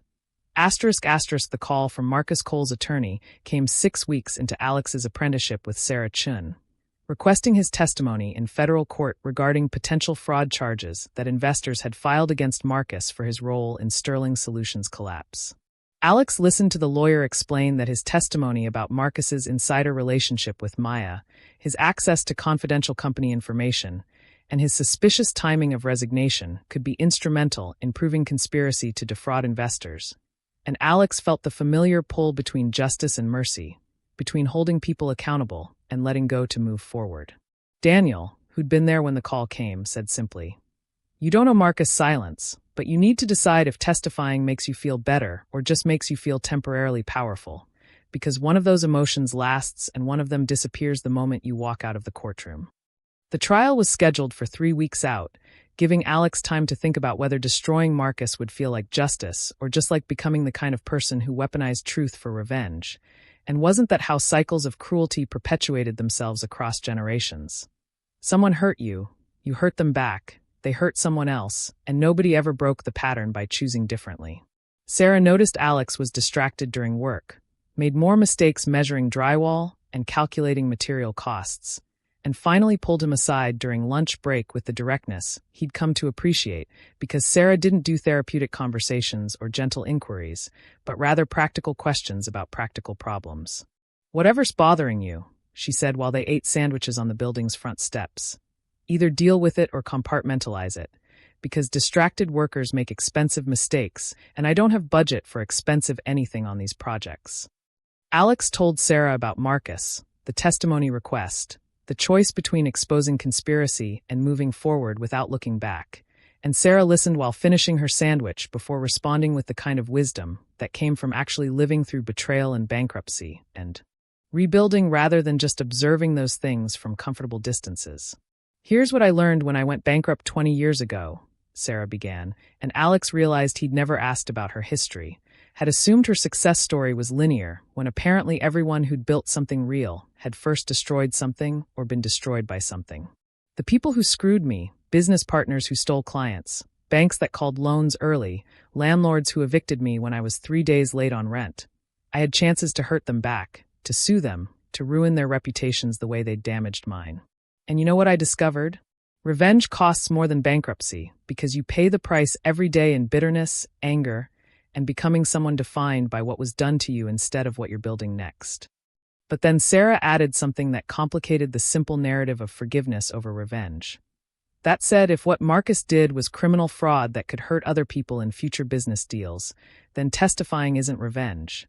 It's accountability, and those are different things even though they sometimes look similar. You need to figure out if you're testifying to punish him or to protect the next person he might do this to, because motivations matter even when actions look the same. The distinction felt important. The difference between using truth as a weapon versus using truth as information that served justice larger than personal satisfaction. And Alex spent the next week trying to understand his own motivations well enough to tell the difference between righteousness and vindictiveness, between wanting Marcus punished and wanting to protect other entrepreneurs from CFOs who sabotaged companies while planning exits. Richard surprised Alex by calling 3 days before the trial date, not to tell him what to do, but to share another piece of sterling family history that Alex was learning came with more complications than the public mythology suggested. "When I rebuilt after bankruptcy," Richard said over a phone call that felt less formal than their usual interactions, "one of my father's former business partners tried to take advantage of my situation, offered me a development deal that was designed to fail, would have put me right back into debt, and proved my father right that I couldn't succeed without protection. I found out about the setup, had evidence, could have ruined this man's reputation and probably his business. My father told me to destroy him, said sterling men don't let betrayal go unpunished." Alex could guess where this was heading but let Richard finish because these calls from his father had become strange gifts, windows into a past Alex had never known existed. "But you didn't destroy him," Alex said, already knowing the answer because the story wouldn't be relevant otherwise. "No," Richard confirmed. "I didn't, and not because I was merciful, but because I realized destroying him would feel good for about 30 seconds, and then I'd still be the man who'd failed. Still be rebuilding. Still be in exactly the same position, except now I'd also be known as vindictive and petty, and that reputation would follow me through every future deal. So I walked away, refused his setup politely, and built my success without him, and 20 years later, when he lost everything in the 2008 crash, I bought his properties for fair market value instead of pennies on the dollar, and that mercy, or strategy, depending on how you view it, earned me a reputation for being ruthless but fair, which turned out to be more valuable than being known for ruthless revenge." The day before the trial, Alex met with the prosecuting attorney, a sharp woman in her 40s named Catherine Morrison who specialized in white-collar crime and had apparently built a career on destroying people like Marcus who used financial systems to betray trust while maintaining plausible deniability. She laid out the case with clinical precision. Marcus had access to privileged information, shared that information with Maya who used it to protect her assets, timed his resignation to maximize personal benefit while minimizing association with company failure, and had potentially done similar Things at previous companies, though proving patterns across years was difficult without testimony from affected parties. Your testimony connects the dots, Catherine explained, showing Alex a presentation that could have been one of his old investor pitches, except this one was about destroying someone's freedom instead of building someone's confidence. Without you, we have suspicious timing and circumstantial evidence. With you, we have conspiracy, fraud, and probably 5 to 7 years of federal prison time. 5 to 7 years felt like a lifetime, especially when Alex calculated that Marcus would be 50 by the time he was released, his career destroyed, his reputation permanently damaged, and Alex would be the person who'd caused that destruction, even if Marcus had technically caused his own destruction by sabotaging Sterling Solutions in the first place. What happens if I don't testify? Alex asked, and Catherine's expression suggested she'd expected this question and had an answer prepared that would make refusal feel irresponsible. Then Marcus probably settles with investors for money he'll pay from assets we can't quite prove were acquired through fraud. He rebuilds his career somewhere else. And in 5 years, he's someone else's CFO doing the same thing to someone else's company. Your silence protects him, and his next victim won't have the evidence you had, the resources to investigate, or the family name that makes lawyers interested in taking cases pro bono for the publicity. The manipulation was obvious but not wrong, and Alex understood that his choice wasn't really about Marcus, but about whether truth owed anything to future hypothetical victims of present documented crimes. Alex left the law office without signing the witness statement, walked through Manhattan's financial district where his company had once had offices and where his father's empire still dominated the skyline, and called the one person whose opinion he trusted more than strategic calculations or family legacy. Daniel, who picked up immediately and said, "Please tell me you're not about to do something stupid for complicated reasons that won't matter in 5 years. Alex laughed despite the weight of the decision pressing on his chest and asked what Daniel thought he should do, and Daniel was quiet for a long moment before responding. "I think you should testify honestly and let the jury decide what that honesty means for Marcus, because your job isn't to determine punishment or forgiveness, but just to tell the truth about what happened. And if the truth destroys him, that's consequences, not revenge. And if the truth doesn't destroy him, that's justice, not mercy. And either way, you've done the only thing you can control, which is being honest about what you know." The trial began on a cold November morning in federal court downtown, and Alex wore the one suit he still owned, kept from the penthouse purge because you apparently needed at least one suit for court appearances and job interviews, though it didn't fit quite the same way it had 3 months ago because physical labor had changed his body in small ways that made expensive tailoring less precise. Marcus sat at the defense table with 3 lawyers whose hourly rates probably exceeded Alex's monthly minimum wage earnings. And when Marcus saw Alex enter the courtroom, his expression shifted from confident to concerned, realizing that Alex had decided to show up, even though showing up meant everything for Marcus and relatively little for Alex beyond the satisfaction of truth-telling. Maya sat in the gallery, looking perfect as always, watching this next chapter of the disaster she'd helped create. And when her eyes met Alex's, there was something in her expression that might have been regret or might have been calculation about how this testimony could affect her, and Alex realized he genuinely didn't care anymore which it was. Taking the witness stand felt surreal, swearing to tell the truth about events that had destroyed his life, while the person who'd helped destroy it sat 30 feet away employing expensive lawyers to make that destruction seem either accidental or justified, depending on which narrative served the defense better. Catherine Morrison walked Alex through the timeline methodically.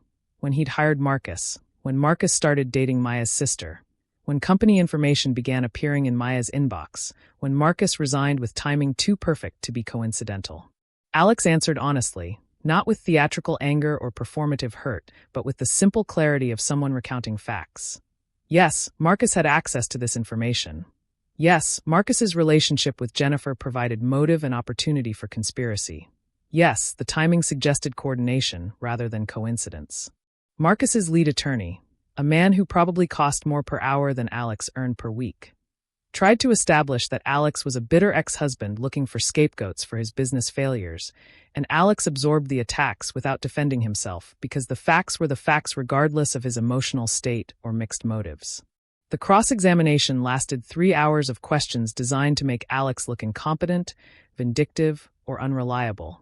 And by the end, Alex understood why people avoided testifying even when they had nothing to hide.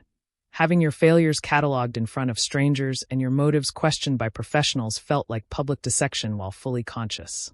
But when Catherine Morrison asked her final question on redirect, "Mr. Sterling, do you believe Marcus Cole deliberately sabotaged your company?" Alex paused long enough that the courtroom went completely silent, and then answered with the honesty Daniel had suggested. "I believe Marcus made choices that benefited himself at my expense, shared information that he knew would hurt my company, and timed his departure to maximize his protection while minimizing his association with failure. Whether that's sabotage or just aggressive self-interest, I'll let the jury decide. But the facts are the facts, and I've testified to what I know happened, not what I wish had happened or what would be most convenient for my ego." The answer wasn't dramatic or satisfying in the way movie testimonies were satisfying, but it was true, and Alex left the stand feeling like he'd done what Richard had ultimately decided against. He'd used his truth as information rather than weapon, and whatever happened to Marcus now was between Marcus, the jury, and the consequences he'd earned through his choices. Outside the courthouse, November wind cutting through his inadequate suit, Alex found Sarah Chun waiting by the entrance, somehow knowing he'd need someone who understood that doing the right thing didn't always feel triumphant, but sometimes just felt exhausting. "Daniel called me," Sarah explained. "Said you were testifying today, and might need a reminder afterward that building things is more important than destroying things, even when the destroying is justified." They walked to a nearby diner, ordered coffee and pie that Sarah insisted on paying for, and she told him about the new project starting next month. A 6-unit building in the Bronx that needed complete renovation. And would Alex be interested in taking on more responsibility? Maybe managing some of the contractor relationships and learning how to read construction budgets like code instead of just following instructions. It wasn't a dramatic victory or Hollywood ending, just the next small step in rebuilding. And somehow that felt more real and more valuable than any jury verdict could ever provide. The recognition that life was built from ordinary days of showing up and doing work, not from extraordinary moments of revenge or vindication. The jury delivered their verdict 8 days after Alex's testimony. Marcus Cole guilty on 3 counts of fraud, 1 count of conspiracy, facing 42 to 60 months in federal prison plus restitution to defrauded investors. And Maya Rivers Sterling named as unindicted co-conspirator, which meant she'd avoided criminal charges, but gained public association with fraud that her Instagram followers and venture capital investors found deeply unappealing for someone building a lifestyle brand based on authenticity and trustworthiness. Alex learned about the verdict via text from Catherine Morrison while he was demolishing a bathroom in the Bronx property Sarah had put him in charge of managing, and his first emotion wasn't satisfaction or vindication, but rather something closer to completion. The sense that a chapter had genuinely closed, and whatever came next would be built on different foundations than what had come before. Maya called that evening, the first direct communication since the coffee shop confrontation where Alex had refused her $500,000 NDA, and her voice carried none of the calculated warmth from their marriage, but rather something rawer. Anger or fear, or the recognition that her carefully constructed image had been damaged by association with criminal behavior, even if she'd technically avoided prosecution. "You destroyed my deal," she said without preamble. "My investors pulled out because they don't want their brand associated with fraud accusations, and I've lost 3 major sponsorships because apparently being an unindicted co-conspirator isn't the kind of authenticity people want from lifestyle influencers." Alex listened while changing out of his work clothes in Daniel's bathroom, and found he had no desire to gloat or to comfort, no investment in Maya's suffering or success, just exhaustion with the whole tangled mess that had been their relationship. "I didn't destroy your deal," Alex responded, his voice calm in a way that would have been impossible 3 months ago when anger still drove his decisions. "Marcus destroyed your deal by committing fraud. You damaged your deal by participating in conspiracy. And I just told the truth about what I knew when I was legally required to do so. If your business can't survive contact with the truth, that's not my fault. That's a business model problem." Maya made a sound that might have been a laugh or a sob, and for just a moment Alex felt something that might have been sympathy, except he'd learned that sympathy for people who'd hurt you was different from responsibility for their consequences, and Maya's consequences were hers to navigate just as Alex's had been his. "I hope your lifestyle brand works out," Alex said, and meant it without sarcasm. "But I'm done being part of your story, Maya. We're divorced, the trial's over, and whatever happens next in your life happens without me in it. Good luck." He hung up before she could respond, and felt something release in his chest. Not forgiveness exactly, but detachment, the understanding that you could acknowledge someone had hurt you without staying invested in whether they succeeded or failed afterward. The Bronx project was bigger than anything Sarah had let Alex manage before.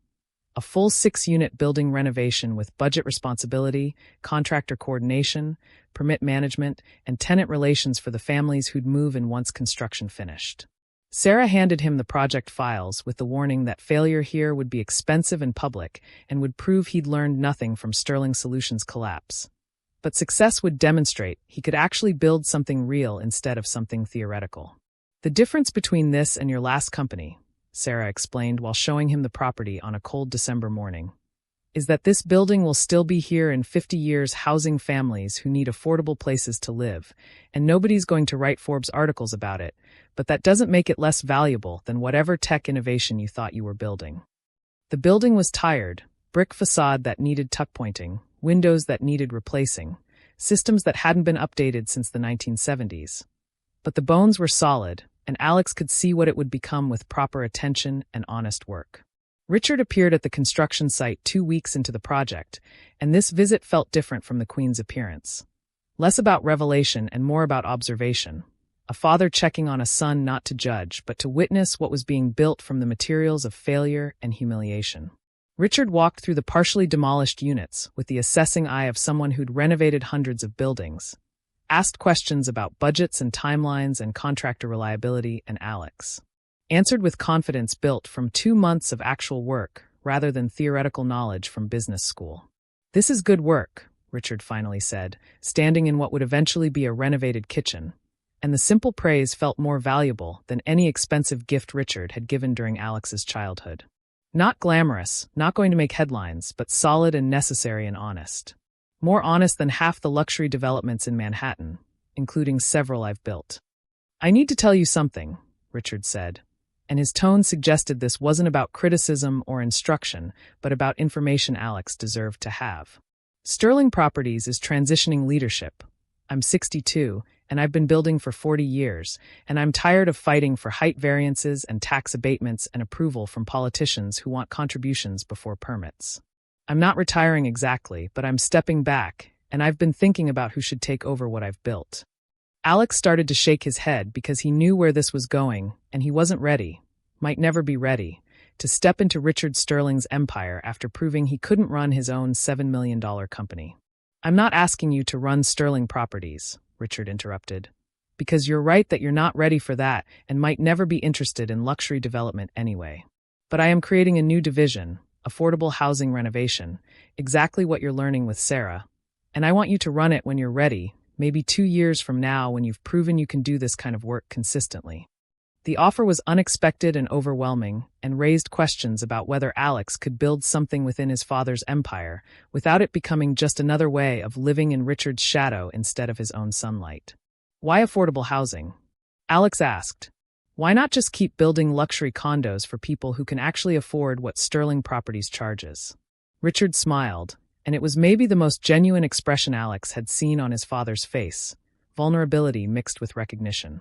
"Because luxury housing is what my father taught me to build, what I've been building for 40 years, and I'm good at it, but I'm not proud of it the way I thought I'd be.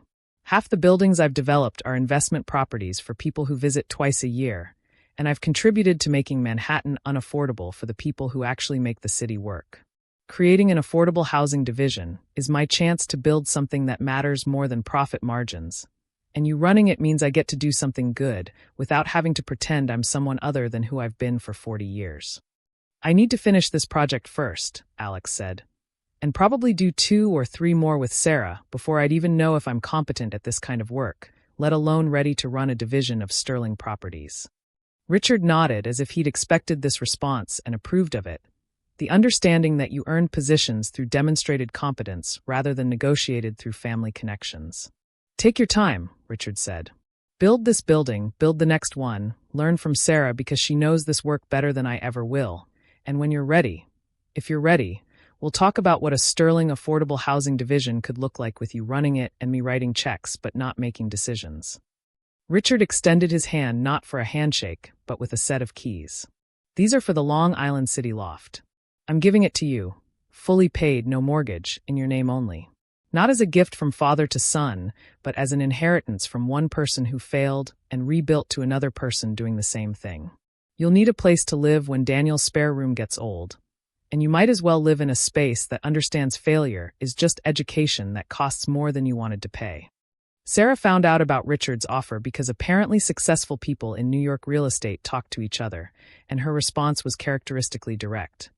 If you're thinking about leaving here to jump into running some division at Sterling Properties because your daddy offered you a shortcut, you'll prove everything I suspected about you when you started, that you were just slumming in the working world until something better came along.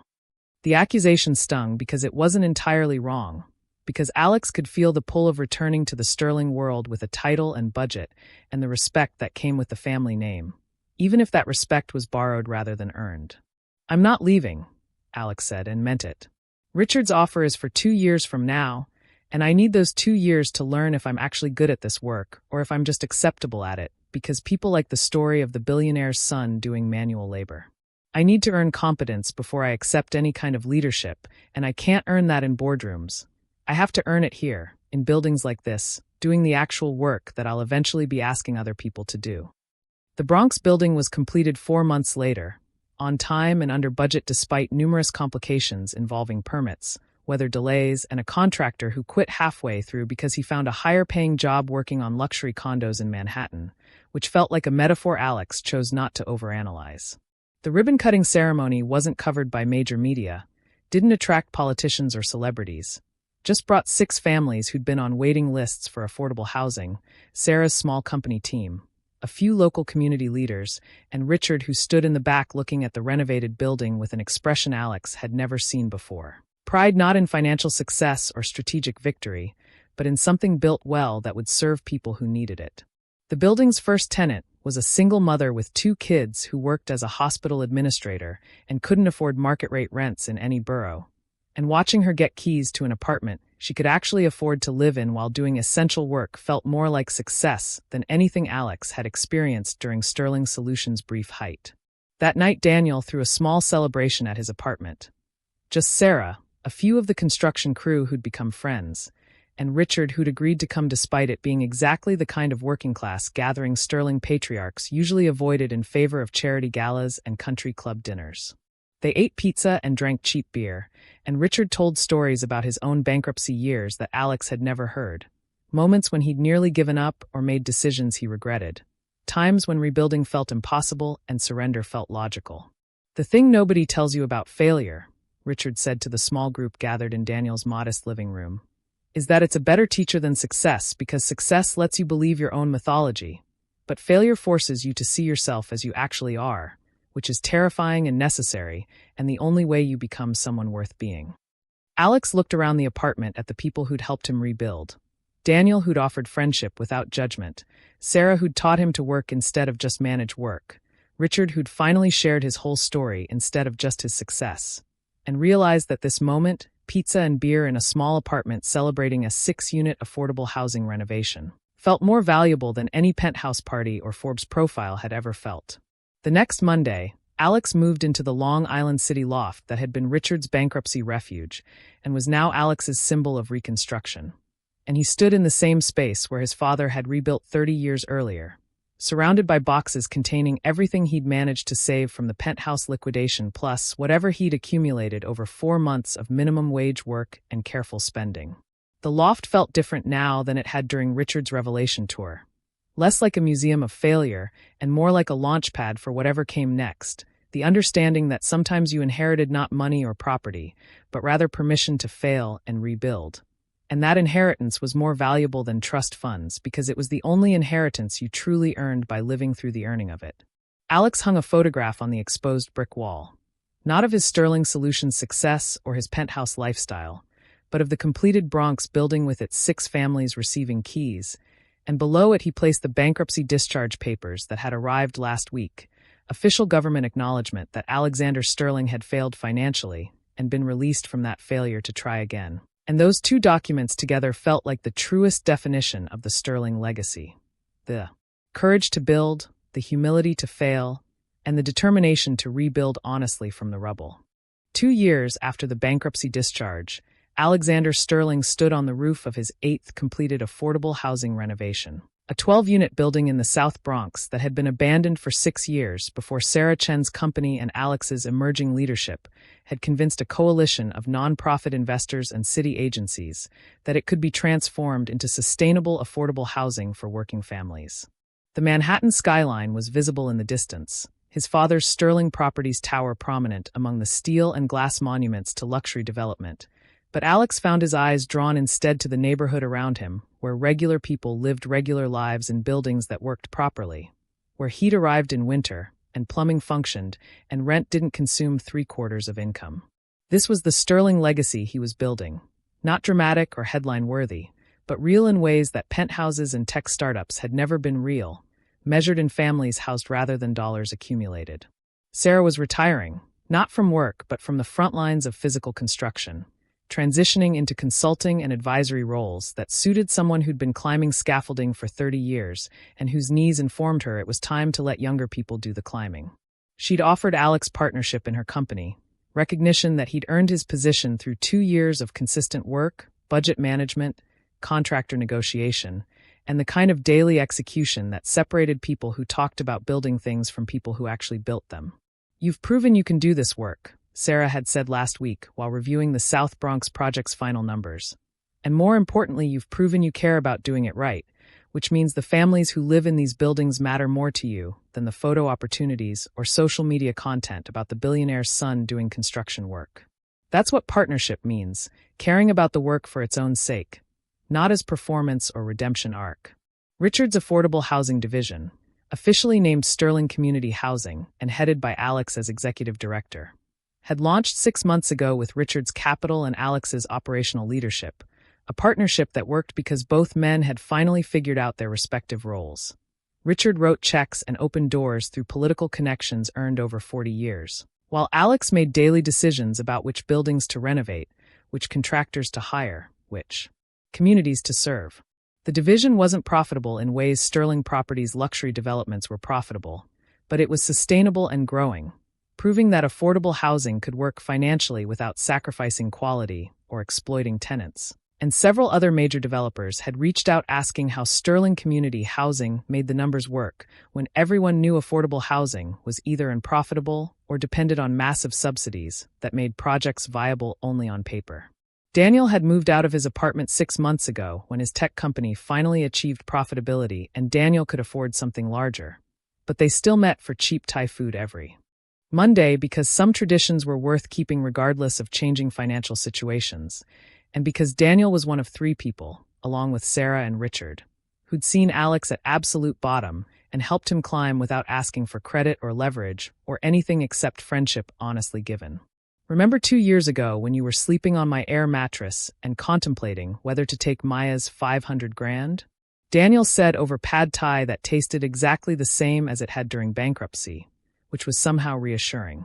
"I think about that choice a lot because it was the first time I saw you choose integrity over convenience, being broke but honest over being comfortable but compromised. That's when I knew you'd actually learned something from the disaster instead of just surviving it long enough to return to type." Maya had disappeared from social media 18 months ago after her lifestyle brand collapsed, and her influencer career lost momentum when brands decided that someone associated with fraud, even as an unindicted co-conspirator, wasn't the kind of authentic voice they wanted representing their products. Alex had heard through Manhattan's social networks that she'd moved to Los Angeles, started over in some capacity that didn't involve Instagram perfection or venture capital, and he'd felt neither satisfaction nor sympathy, but rather the neutral recognition that everyone's life followed its own trajectory, and his relationship with Maya was finished in ways that didn't require his ongoing emotional investment. Marcus was serving his sentence at a minimum security federal prison in Pennsylvania, eligible for release in 14 months with good behavior, and Alex occasionally thought about what Marcus might do afterward. Whether he'd rebuild honestly or just find more sophisticated ways to exploit trust, whether prison had taught him anything or just given him time to refine his approach to corporate sabotage. Jennifer Chun, the journalist who'd covered his original downfall, contacted Alex for a follow-up story about billionaire heirs who'd survived public failure and Alex had almost declined before realizing that sharing his story honestly might help other people understand that failure wasn't permanent and rebuilding was possible if you were willing to do it without shortcuts or safety nets. The interview took place not in his loft or Sterling Properties offices, but at the South Bronx Building's community room. Surrounded by tenants whose lives had been changed by affordable housing access, and Jennifer asked questions that suggested she understood the real story wasn't about Alex's redemption arc, but about the families housed, the communities stabilized, the model proven that housing could be affordable without being exploitative. What's the biggest difference between the Alex Sterling who ran Sterling Solutions and the Alex Sterling who runs Sterling Community Housing?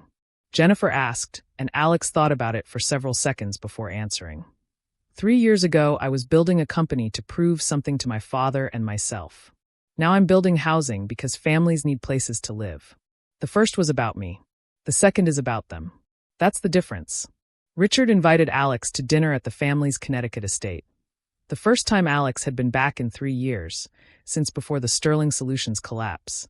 And Alex almost declined because the estate represented everything he'd been running from and running toward simultaneously. The generational wealth that had both enabled and damaged him in ways he was still understanding. But he went because Richard's invitation had included a sentence that changed the request's context. I want to show you something your grandfather built that I never understood until after my own bankruptcy, and I think you're finally ready to see it now. The estate looked exactly as Alex remembered, manicured grounds. The main house imposing in ways designed to communicate success and permanence, guest houses and tennis courts, and all the infrastructure of wealth that seemed increasingly absurd the more time Alex spent in working-class neighborhoods where families made do with much less and often seemed happier for it. Richard led Alex not to the main house, but to a small cottage at the edge of the property that Alex had always assumed was for groundskeepers or staff, and inside he found something unexpected. A workshop filled with carpentry tools, half-finished furniture projects, photographs of buildings that weren't Sterling Properties developments, but rather modest homes and small apartment buildings. Your grandfather built this workshop after he retired, Richard explained, running his hand over a workbench worn smooth by decades of use. He'd made his fortune in real estate, built the Sterling name, created the empire I inherited and expanded, but what he did in his final years was this. He built furniture for families who couldn't afford furniture, renovated small buildings in poor neighborhoods, used his skills to do work that mattered to people rather than work that made newspapers. He never told anyone because he thought it would damage the Sterling brand if people knew he cared about anything except profit and power. Alex touched the tools his grandfather had used, saw photographs of work nobody knew the Sterling patriarch had done, and felt something shift in his understanding of family legacy. The recognition that maybe every generation of Sterling men struggled with the same contradiction between public success and private meaning, between building wealth and building worth, between the empire they inherited and the work that actually mattered. I didn't bring you here to tell you that you're just like your grandfather, Richard said, but to show you that the work you're doing, Sterling community housing, affordable renovations, housing working families, that's not betraying the Sterling legacy. That's actually continuing it, just the part we kept hidden because we thought success meant luxury developments and political influence, not furniture for families who needed furniture or housing for people who needed housing.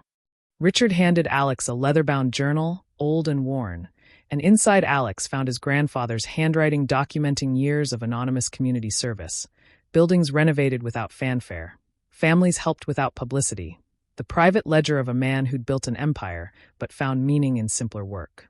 They walked back to the main house together in twilight, and Richard said something Alex had waited his entire life to hear, though he'd needed to lose everything to understand why it mattered. I'm proud of you, Alexander. Not for surviving bankruptcy, or for working construction, or for running Sterling community housing, though those are all achievements. I'm proud because you figured out at 29 what took me until 50 to understand. That success measured in buildings that house families is more valuable than success measured in buildings that impress investors. You've become the kind of Sterling our family needed generations ago, and I'm grateful I got to see it. They stood at the estate's main house looking out over grounds that represented 3 generations of Sterling wealth, and Alex realized he was finally free. Not free from the family or its legacy, but free to interpret that legacy honestly. To build something that honored his grandfather's hidden work and his father's hard-won wisdom and his own expensive lessons about what mattered when everything else was stripped away. 6 months later, Sterling Community Housing completed its 15th renovation project, a 20-unit building in East Harlem that created housing for 64 people, including 12 children.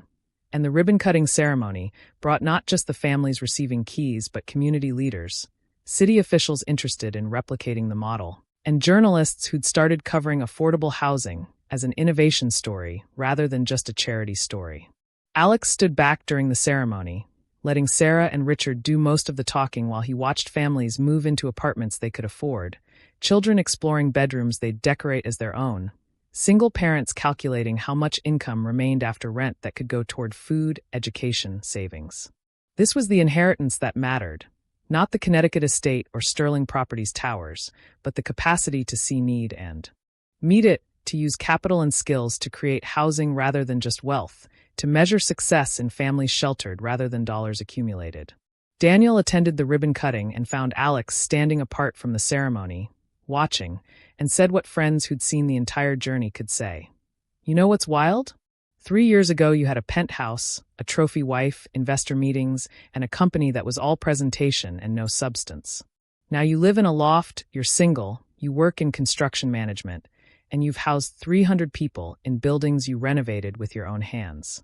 By every metric society uses to measure success, you've fallen. But you look happier now than I ever saw you in the penthouse. Explain that. Alex thought about it, watching a mother and her 2 children receive keys to a 2-bedroom apartment they could actually afford, and said something that felt true in ways nothing had felt true during Sterling Solutions' brief height. Because the penthouse was about proving I could succeed without my father's help, and these buildings are about helping people who need help. The first was always about me. The second is never about me. And it turns out the thing that's not about you is the thing that actually matters. That evening, Alex returned to his Long Island City loft and updated the wall that had become his personal documentation of rebuilding. Photographs of completed projects, letters from families thanking Sterling Community Housing for housing they could afford, the bankruptcy discharge that had freed him from $7 million in debt, news articles about affordable housing innovation, and in the center, a photograph from 3 years ago of him covered in drywall dust on his first day working for Sarah Chun, looking exhausted and lost and utterly uncertain about whether he could do physical labor or would quit within a week.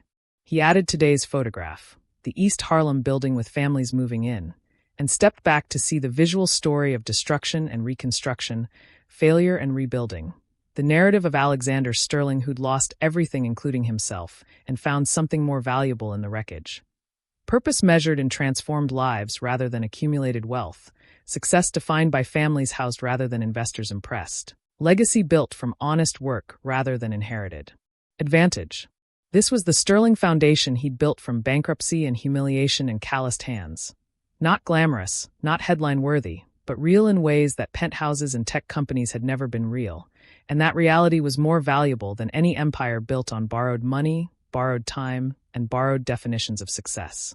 Alex Sterling lost $7 million, a company, a wife, and his father's approval, but he found something more valuable. The knowledge that you're only truly successful when your success makes other people's lives better, not just your own life look better. This is the story of a billionaire's son who went broke, rebuilt from nothing, and discovered that the real Sterling legacy was never the buildings they built, but the people they housed. Thank you for following this journey from penthouse to construction site, from bankruptcy to purpose, from borrowed identity to authentic self. What's your biggest takeaway from Alex's story? Drop it in the comments. And remember, rock bottom is just the foundation you build on when you're finally ready to build something real. Until the next story, stay curious, stay humble, and never confuse what you own with who you are.